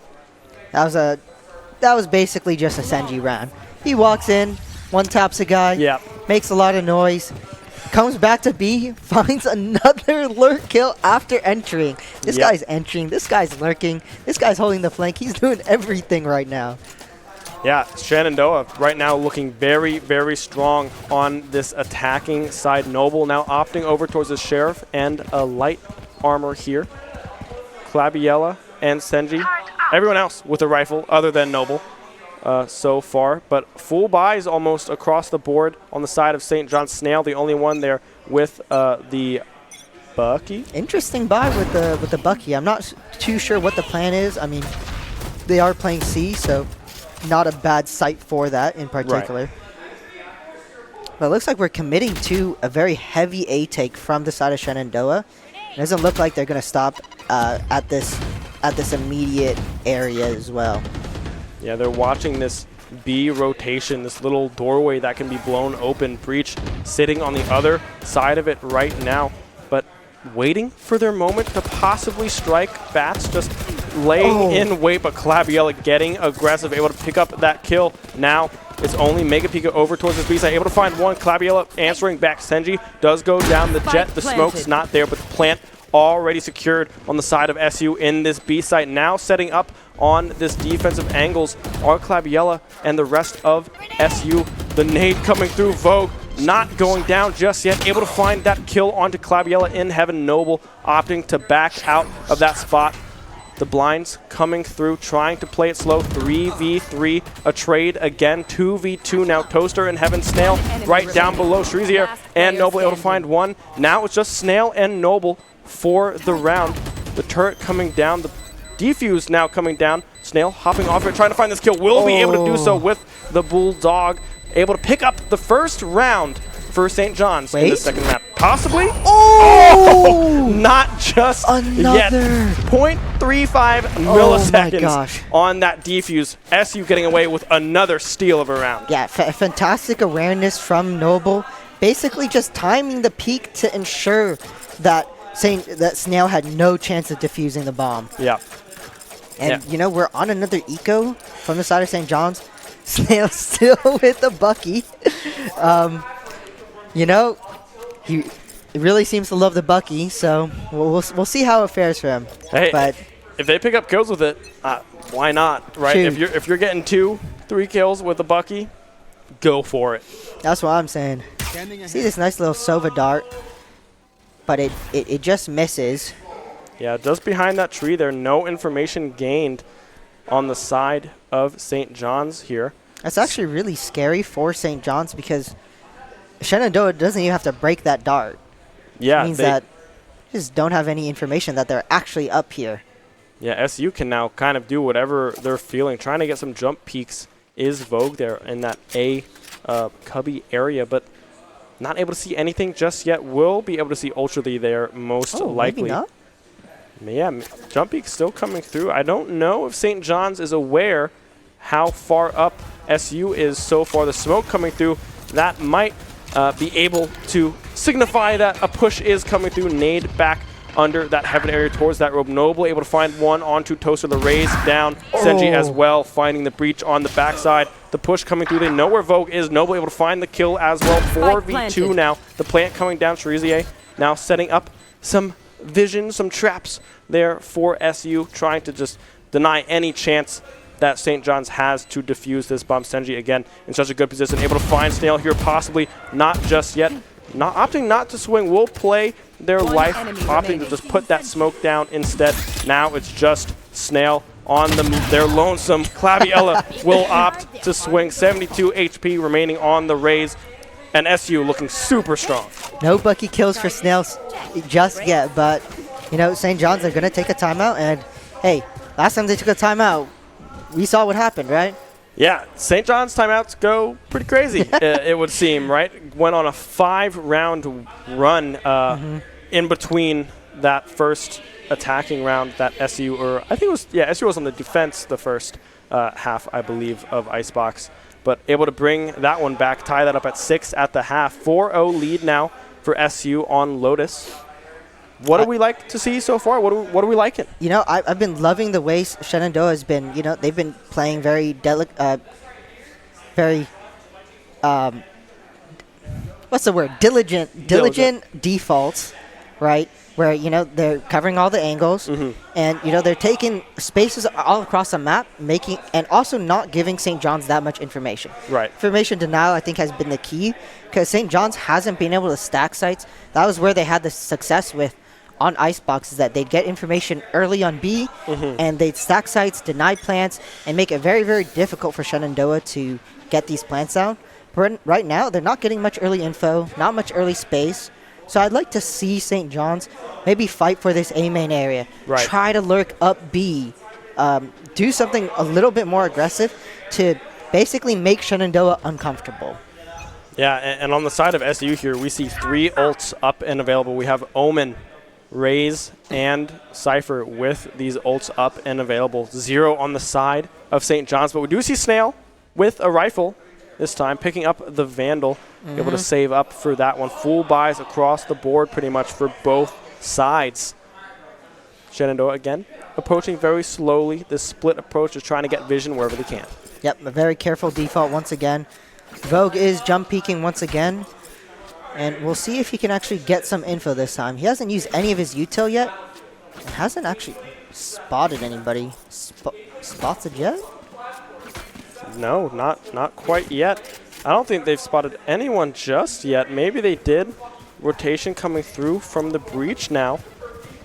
But I don't know if there's been any. Well, now they'll know. The jet dash coming through there. Senji in that A cubby yet again. Boombot going into tree from Toaster. Just trying to clear that one out. Trying to find this Cypher. Shrezier will opt to swing, but will be unable to find the kill. The blind coming through, however, will solidify the kill for Noble. Senji as well, finding one on the backside. Vogue able to answer back the kill on to Noble. Bats going down as well. 3v2, but super low health. The rocket barely missing Vogue. Senji still in position, able to find that flick, find that kill. Snail as well with 13 seconds left.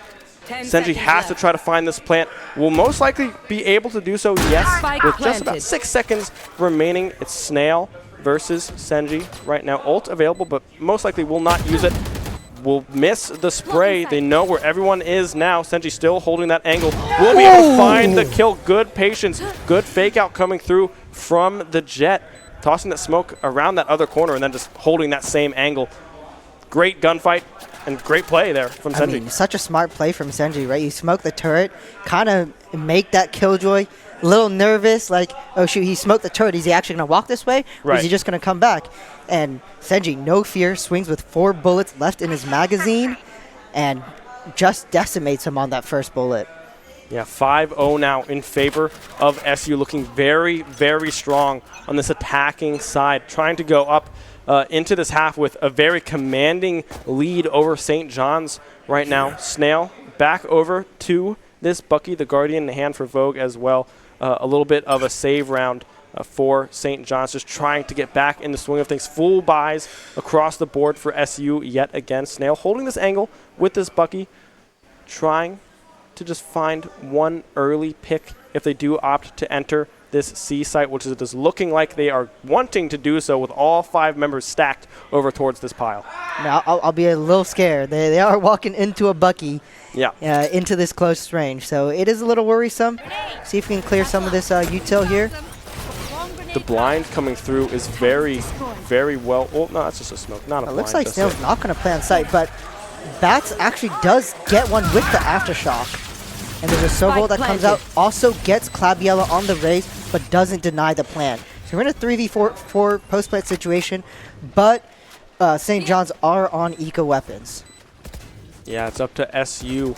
Noble still alive. Shrezier and Ultrally as well still alive. Just playing this backside.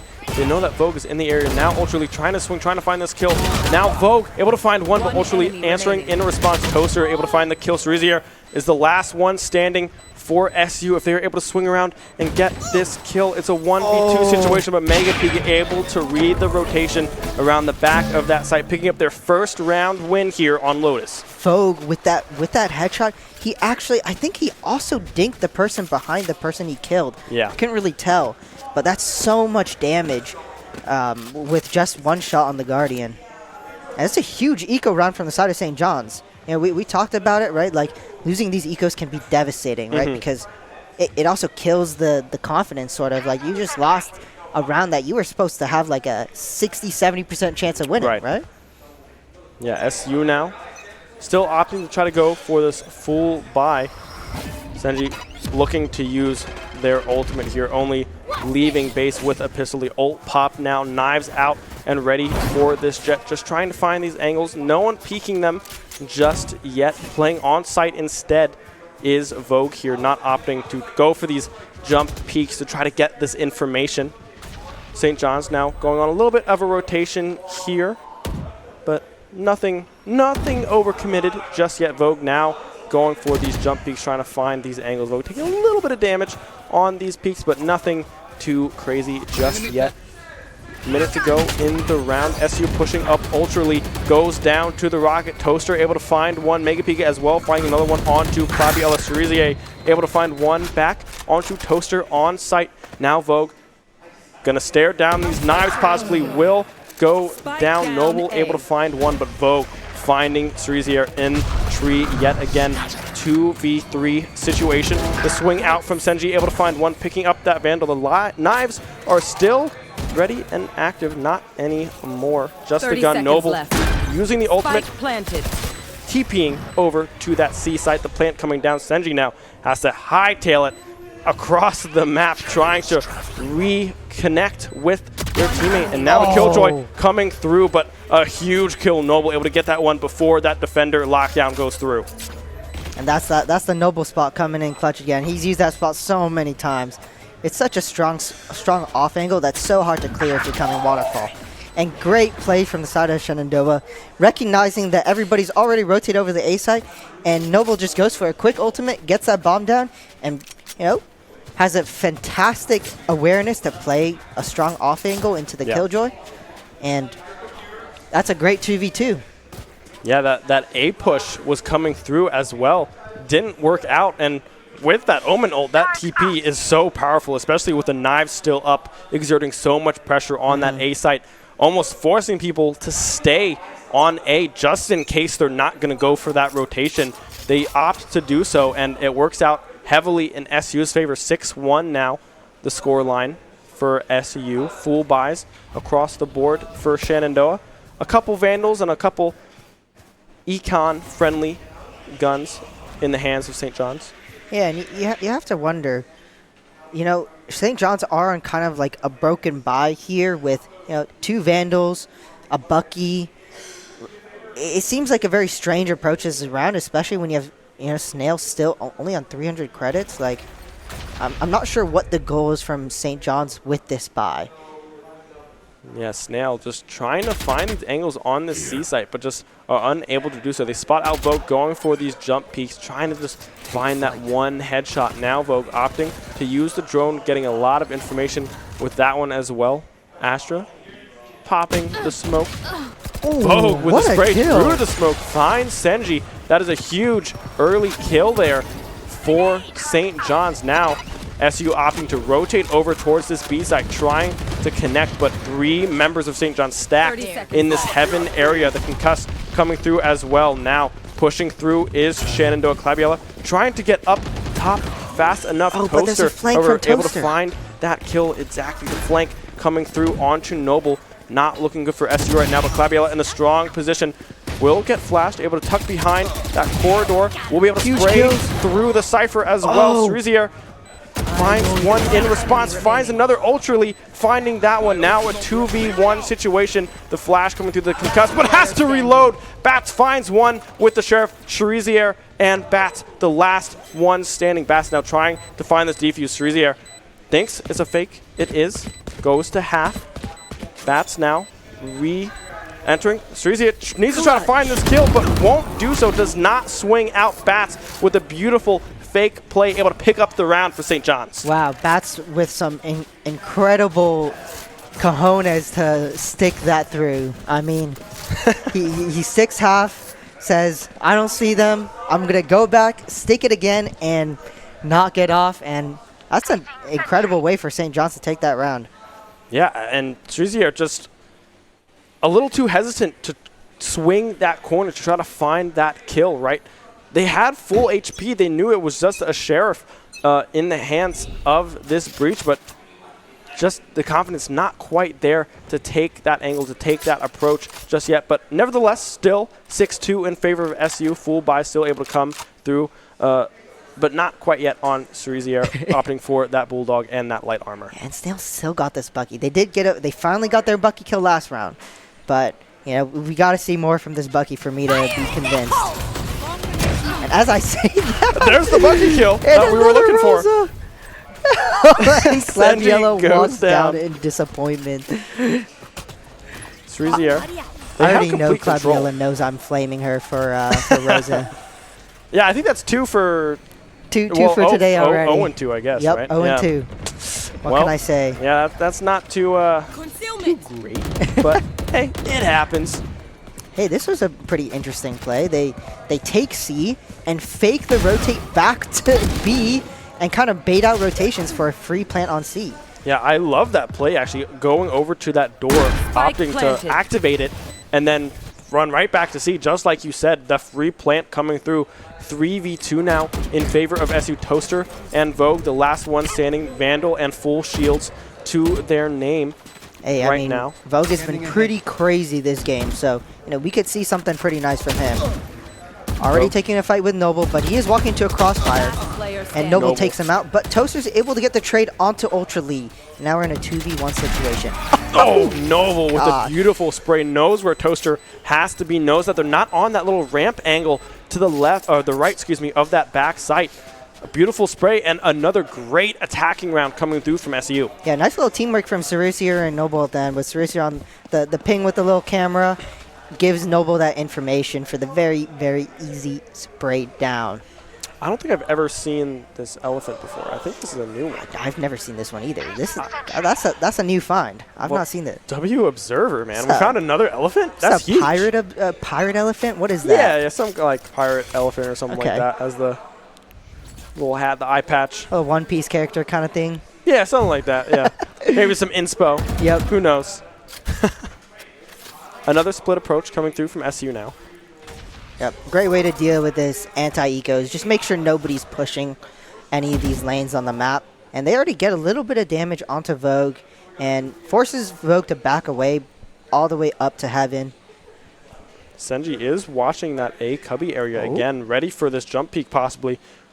Looks away at just the wrong time. But still, Vogue sitting at around 60% HP. Jet still trying to find these angles, still playing very, very slow. A minute left on the timer. Vogue playing with fire right now. Senji just barely missing these shots onto this Sova. This man is 60 HP, just jump peeking.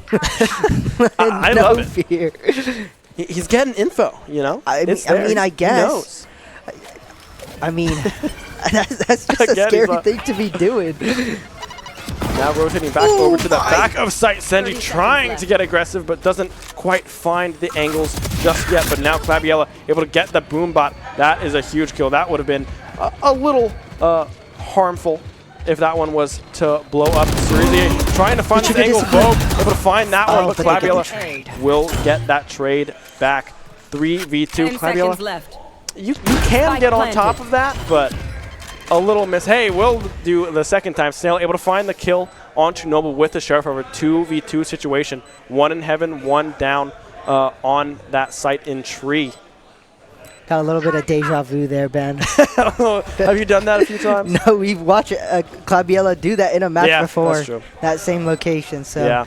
Oh, that was with the nade too, I think. Yeah, I glad she didn't die this time. Ultra Lee able to find one onto Mega Pika there. Claviella still holding that angle. Ultra Lee will lose the fight against Snail there in tree. Claviella has so much time to play with. Will be able to approach, getting 3 in their KDA. Yeah. Looking pretty good. Hey, 8-2 now for SU. As much stuff I give Claviella for her antics, doing a fantastic job fragging out. 14-6, the highest, the top performer in the lobby right now, absolutely playing out of her mind. Yeah, 14-6. Claviella is definitely leading the way right now to continue this playoff run for SU. Looking good here in map number 2, 8-2.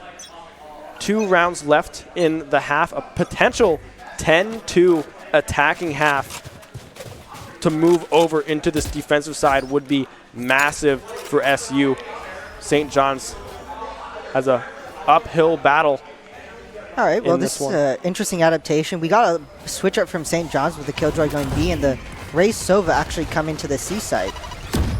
But it doesn't look like it's super effective, except Toaster does get one and is able to get out. Pops the Razer, the Sova comes out and denies the plant. And we're locked into a 4v3 stalemate with advantage for St. John's. Yeah, Caballero, Boombot out in that waterfall area, possibly going to swing Vogue. Will do so, will not win the gunfight. Vogue able to pick up one onto Clabiola. Senji only 31 HP to their name. Has to try to find an angle, has to try to regain this spike possession, but won't be able to do so just yet. A 4v2 situation. Ceruzier and Senji, the only ones left standing on the side of SU. Senji has to try to find these angles, but not quite yet. Ceruzier now trying to get up to this spike to really just get it back. Walking up will go down. Mega Pika holding that angle, finding the last two. Around one for St. John's, 8-3 now. Last round Not in the half. impossible to come back from, but the way SU has been playing, they are looking very, very strong. It's a fantastic switcher from St. John's as we saw the Killjoy come off that C site and actually have the Raze and Sova play there, kind of with the duo, and the Raze actually uses her util to delay that side push and cause so much chaos that they're able to get so much damage onto these players that the Sova only took one shot onto Ultra Lee to stop that plant. So nice little switcher from St. John's. We'll see how they go into this round too. Senji, the only one peeking towards this A site. The info dart getting nothing just yet. Senji trying to find that kill onto Vogue yet again, but will be unable to do so. The spike still sitting in this attacker spawn. Just feeling out what the map is set up like is SU. Yeah, and we're going back to the tried and true default, see what's going on. And we do have a lot of ults from the side of SU. You got Breach ult. You know, maybe we can do an execute with our Raze ult too. See how Shenandoah want to approach this attack. Yeah, playing very slow now, opting to enter towards this B mid area. Snail, the only one there, does have a rifle. It's not the Bucky this time. The Phantom in hand for the Killjoy. Looks like they're going to be faking A, or they're trying to lurk up. 30 was seconds very left. sneaky. Oh, is he going to catch a timing? Enemy Fantastic timing. Gets the kill and falls. And they're going to actually commit to B. But Snail with 2 insane kills in Hobbit. Yeah, Snail able to pick up 2 kills. Indeed, the Defender Killjoy as well coming through. That'll be 3 kills for Snail. Toaster finding the other one. The rocket does hit. That's 1 for 3. There we go. On the map. We're back, right? We're so We are back. so back. Now, the plant not able to come through. Noble just trying to stay alive, save the rifle. Will be able to do so, but SU, Snail in Hobbit, like you said, able to find those 2 crucial kills on the side of St. John's. And 2 rounds in a row now. Swapping over to the defending side is SU. Nice little adjustment again from St. John's. Although we didn't see the Killjoy in the round previous to that round, right now we see them try to hit B, and with the Killjoy now playing B, they're able to deny access to that site way more effectively and kind of shut down Shenandoah's fake play. It's a great fake play, don't get me wrong, but, you know, they just ran into the man himself. This is like the whole squad. I think this is like one of like a plush from every map. I think. One of what? There's like a plush like for like every map kind of has like a little thing that you can find. So there's like the penguin was there, the snake was there, the squirrels, everything. Yeah, our observer has found so many. That guy, that guy has a knack for finding these little things around the map. Senji now rotating over into this B area. Looks like they are committing to a C hit though. See the util come through, and SU are going to play retake on C like they usually do. Druzier sees all the information that is needed for SU to hard commit for this rotation, but look at Senji and Clabby Ella again on this flank. We see Snail sitting there with the classic, possibly looking for this angle. A little damage out onto Vogue. I don't know if they know Snail is there just yet. The alarm bot will go through. They know that they are close. Senji will not check the angle. Snail finds 2. The flash coming through 3v4. Ultimately able to find 1. Now Noble finding another one. It's just Noble against the world. Will be unable to do anything else. Mega Pika able to find that kill. 8-5 now, still in favor of SU, but a good opening pistol round for St. John's. Yep, I would have liked to see a little bit more patience from that flank. They definitely ran in guns blazing, which isn't the worst, but, you know, they don't clear completely that close, right? And Snail performing out of his mind this map, 13-9, top performer for St. John's. Gets a couple and is already getting towards that Killjoy, that all-important Killjoy ultimate. Yeah. You see a pretty left side of the map hold here coming through SU, getting very aggressive here through this dirt pile angle. Looks like they know that they're close. Noble possibly going to swing out, get some damage onto Mega Pika, but Mega Pika able to find 2. Cerizier and Noble already falling. Vogue as well, finding Ultrally on the backside. Senji will fall. Cloudiella trying to answer back as well, but Bats with the gun advantage. Pistols versus Spectres doesn't often go your way, right? But nevertheless, SU trying to get some kills, some money back in their pocket. Still 8-6, but St. John's closing the gap. Yeah, Shenandoah with honestly a pretty good round. I think Ultrally hit like a 5-man stun, but unfortunately with the gun disadvantage, Shenandoah wasn't able to capitalize on that big piece of util. But, you know, now we're coming to the first buy round of the game, so we'll see how Shenandoah is able to approach this round with their rifles. Yeah, full buys almost across the board. Only 2 light shields on Ultrally and Cerizier. The smoke coming up as well. Trying Super to hold aggressive play from Senji. Looks like it's just to get Cloudiella this ult orb, and I think they go through the B door. No, it doesn't look like it. Just going to play this 2-man setup with a Breach and Jet playing pretty close to A while Raze rotates back over. But St. John's really wants to commit to the C site take. Senji, though, still has this really nice angle. Ultrally able to find 1. Senji swinging out, finds another. Bats going down. 2 huge kills for SU there. Toaster, Mega Pika, Vogue, the only ones left standing. Spectres and Guardians against Phantoms and Vandals. Yeah, still so confident from Senji. Senji still just peeking the spawn. Absolutely no fear. Almost playing with his food at this point. But it does decide to back off as it is a disadvantageous fight. 35 seconds left now. St. John's rotating over towards this A site. Noble still in position. Has the smokes going out, trying to just deny any entry coming through. Senji does go down. The Guardian finding the kill. Toaster, Noble able to find the response kill, however, hiding right behind that smoke. 2v4, 13 seconds remain. Nade coming out, forcing Vogue back. The spike sitting in tree.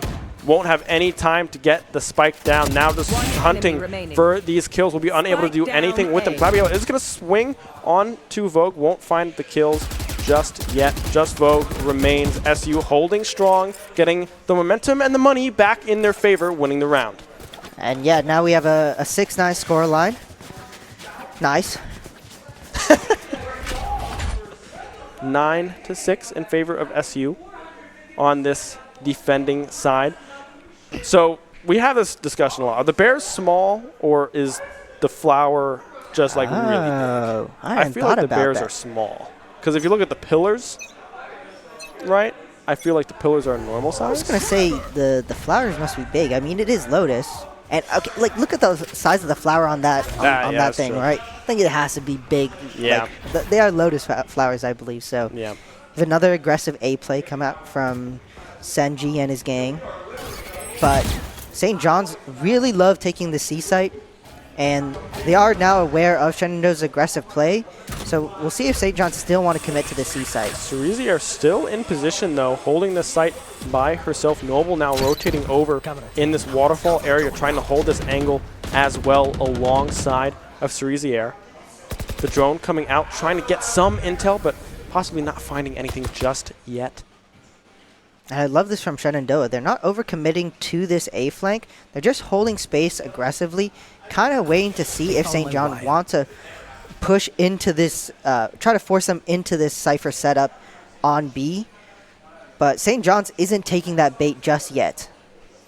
Claviella having a little talk with the tree, I guess. Oh, Cerezier nice and Noble. frags from Noble and 30 Cerezier. seconds left. Finding 2 kills. Toaster and Vogue Claviella as well, finding Snail on that backside in that mid position. Now only Mega Pika player and Bats standing. remain. Cerezier able to find that kill onto Mega Pika. It's going to have to be an ace from Bats if they want to win this one. No, he will not be able to. Claviella able to clean up the back end of that fight. 10-6 now in favor of SU. What a clean round from Shenandoah. I love the way that they played the map. They played aggressively on A, and they let, with the trip B, that means that they can play on-site C with full confidence that they're not going to be flanked, right? And having that confidence just allows them to set up a super strong crossfire from Noble and Cerezier, kind of getting those easy frags on those entry players from St. John's. Yeah, 3 rounds away now from winning the series 2-0 and advancing to the next stage of NACE playoffs. I think it'll be the conference finals if they, I think it will be, they make it through. So looking very strong. SU Valorant trying to seal the deal. The blind, or the smoke rather, coming through from Noble. Looks away from the angle, but just in time. The trip is there. Looks like Noble's slightly aware of a B take. Does try to spam a little bit, and the util does come out. And we see St. John's take the site with Shenandoah playing for a retake. Rotation now coming through this Hobbit area. Mega Pika able to find 1 kill onto Senji. The rocket comes through, finds 2. Make that, I believe, 3 for 5 for the Rockets on the day. For Claviella, spraying through the smoke as well, finding Close 4. to the ace. This could be the potential ace. The nade coming through. Will step forward, trying to find this kill onto Mega Pika. It will be the pistol. Around, but Mega Pika will be able to find the kill onto Claviella with the Vandal. Noble able to seal the deal at the end of things. Claviella trying to get the ace. We can hear the disappointment, the scream Let's go. behind us, trying to find those kills. But nevertheless, the round in favor of SU, 2 rounds away now from advancing. I'm so proud. She's come so far. She's come so far. She's come so far. From Rosa to now we got some Zekin ults going on. Yeah. Actually hitting them. And this time we got 2 huge ult and even follows up with 2 more kills. And sure is an eco, but you know, St. John's got that first pick, kind of making the round scary. But great discipline from Shenandoah to play that retake and kind of come back in that round. Senji now with the operator, something we often see him bring out. We'll be able to find the pick on C. Snail already down, the Killjoy out of the way. Astra popping the ultimate as well. It's a pretty aggressive wall. It looks like they're committing to this B take. We'll see if... Oh, another op Senji. kill! Walks right through the Astra wall. Absolutely no fear. And yeah, I'm not sure the Sova drone's going to do too much for you, bud. The op's already gone. The op is gone indeed, but Ultrally, oh my goodness, look at this play. Wow. Finds 2. Now 1 remains. Vogue has to try to find these kills. Ultrally will go down, but now the operator is there laying in wait. Vogue does have the angle, will be able to pick up the kill, but Claviella already pushed up so far. The dart will be able to spot her out. Will she swing? Not just yet. She will now, but Vogue able to find 3. 1v2 now. Vogue left. rotating over to this A, B area, back into this attacking spawn. Will opt to go over to A. Cerezier also rotating over towards this B site. 15 seconds remain. The plant has to come down soon. Vogue's St. about to John's. get his ult as well once he 10 gets his seconds bomb left. down. So, spike is planted. We see the TP all the way over to the A site, and it looks like Noble and Cerezier are going to go for this double heaven clear. But, oh, Vogue with a nice little risk, but it does not pay off. And Shenandoah is on game point. Yeah, Cerezier able to find that pickup. Opting now to try to give... Just going to get the op from Yeah. that C site before they defuse. But yeah, wow. Nice round from Shenandoah. Fantastic plays from Senji, the way he relocates from C onto B. The Sova drone, not very effective, as we mentioned in the beginning of the game. You know? Hey, Nice play. It happens. Sometimes the operator moves around a lot more than you expect it to. Right. But Senji, again, with the op, will He's going now A this be time. over towards A. I got a little timeout coming. All right. Timeout. Well timed, right? You got to win the next 6 at Oh, least man. if you're St. John's to a stay tall task. alive in this second map.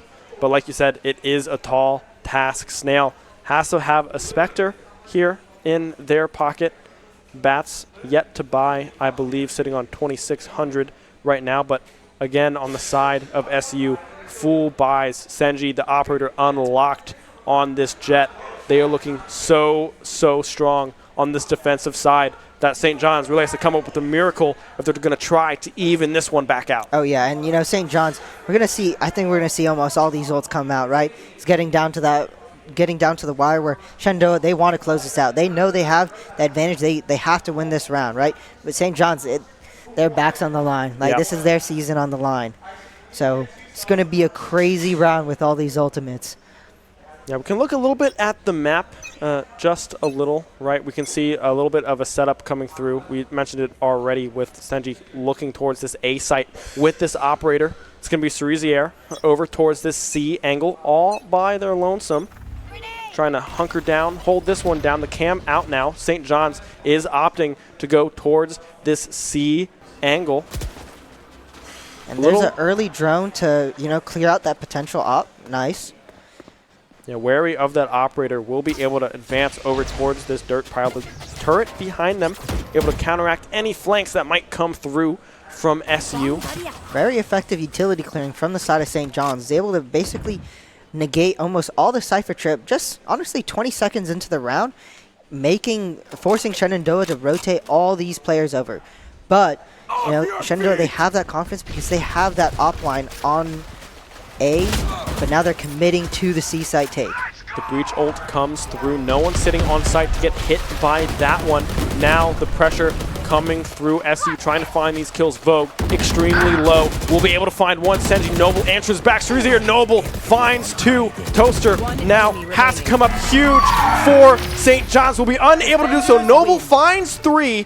And SU will advance in NACE playoffs. Shenandoah find their revenge and find the W. Fantastic play from Shenandoah to, you know, some dominating victory on Lotus. A lot more convincing than that Icebox map.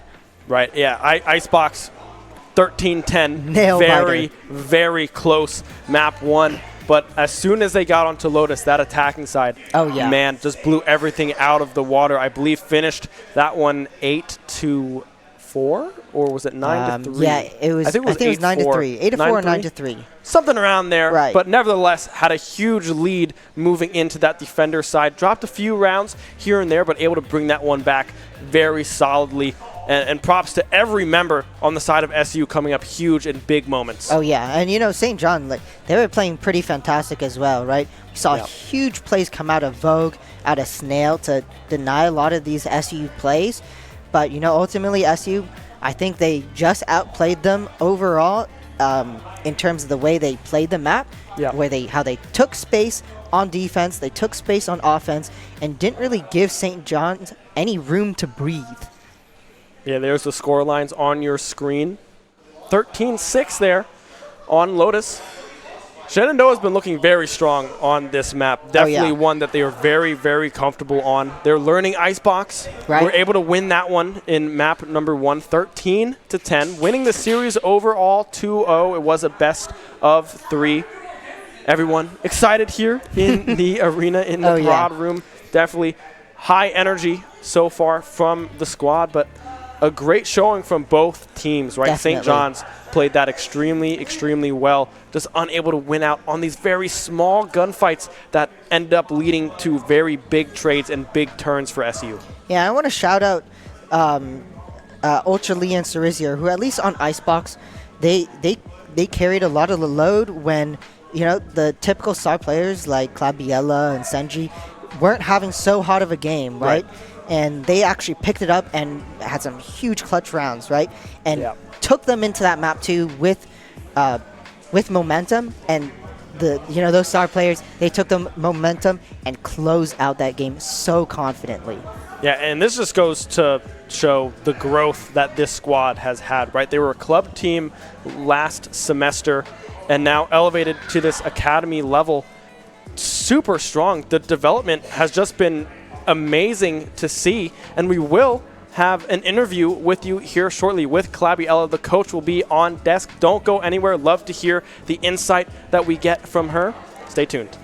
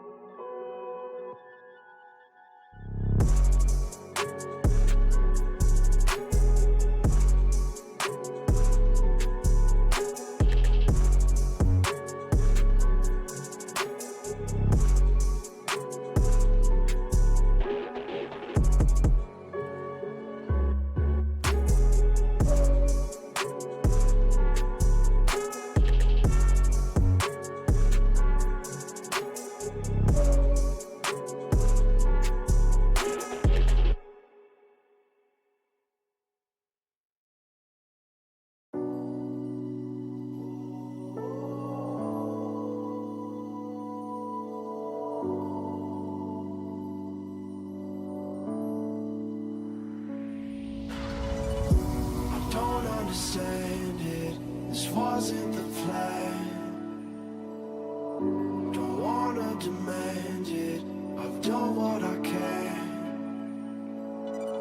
And I never mentioned the times you were rude. And I never mentioned when you heard the truth. Scared to lose it all, I will stand a chance, and I don't wanna fake it. What if I can't walk away? You got me saying Rubbing hood. Welcome back, everybody. I am joined by Clabby Ella, the Valorant coach, and the Rays from last map. How are you feeling after that series? Oh, we're feeling really good. We feel like we could win. So we're very hyped. Like, next game is finals, so we're like, ooh, we're hyped. How excited are you to advance to finals, and how proud are you of this squad, of how much they've grown over this semester? I'm extremely proud of this team because, honestly, from the beginning, like, I'll be honest, we were losing matches left and right only because, like, we are all different levels and we all have different levels of competing, and some people are new, some people are old, and we were on the same mindset, but eventually we finally got on the same page, and then it just progressed from there, and we got increasingly better every single game and every single practice. So I can honestly never be proud of it for any of them. Now let's talk about the Rays ults, right? You started 0-2 on Lotus, right? You ended 3-5. So you brought it back, right? A little Zekin action there on that V ult, able to find two. No? Oh, okay. I'm not Zekin, bro. Well, I know that. Oh, come on. All I know is that the first one I hit, I threw it at him and I was like, please hit, because he's right in front of me. I was like, please. And then I hit, I'm like, okay, it's only up from here. And then I missed the other one. I was like, no. Now, walk us through that map 1, right? Icebox, 13-10 was the round count at the end of the map. What was it like kind of playing that map again after you've been practicing it for so long? And then also, in the middle of that map, got a little bit close. What was the mentality and the comms like going through map 1? Yeah, so for this team, actually, I'm very proud of them because their mentals don't really actually ever get shot, which is a really strong point for them because we could get, like, hard rolled and they'll be like, oh, okay, cool, like, it was for the experience, like, we're having fun, like, we don't really care. Honestly, like, we did practice Icebox a lot for the last, like, 2 weeks, and, like, it has been a little iffy because, like, obviously, like, we wanted to make sure Clove was available, and we were able to play Clove, so we're like, okay, let's incorporate Clove because they're just very strong right now. And playing the double controller meta, which is something we haven't done yet because it does involve, like, some strats and some sort of coordination to a degree. But we did figure it out a little bit, and honestly, like, I'm proud of how we played on Icebox, regardless of it getting really close, because like we were able to bounce back and switch our mentals to like, oh no, like this is a detrimental round, and we won it, and then we brought it back instantly. And honestly, I could never be like happier. Yeah, it looked very strong, specifically Ultrally and Cerisier really bringing up the rear, right? They were able to have huge moments on that Icebox map, right? Finding these heaven kills, especially on that A site, holding later on in those rounds. And really, everyone as a whole played very, very well. Congratulations. Is there anything else you would like to say? All I want to say is that shout out to my team. I'm very proud of all of you. You guys are doing great this season, and let's win.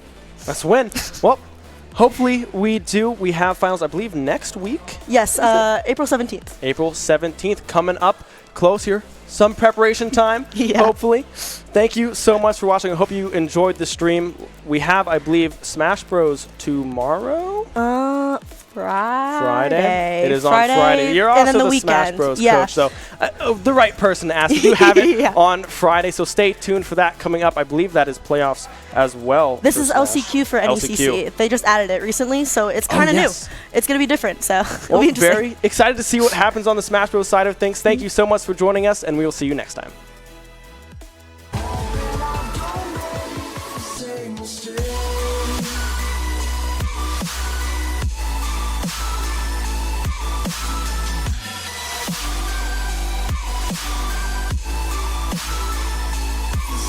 Stay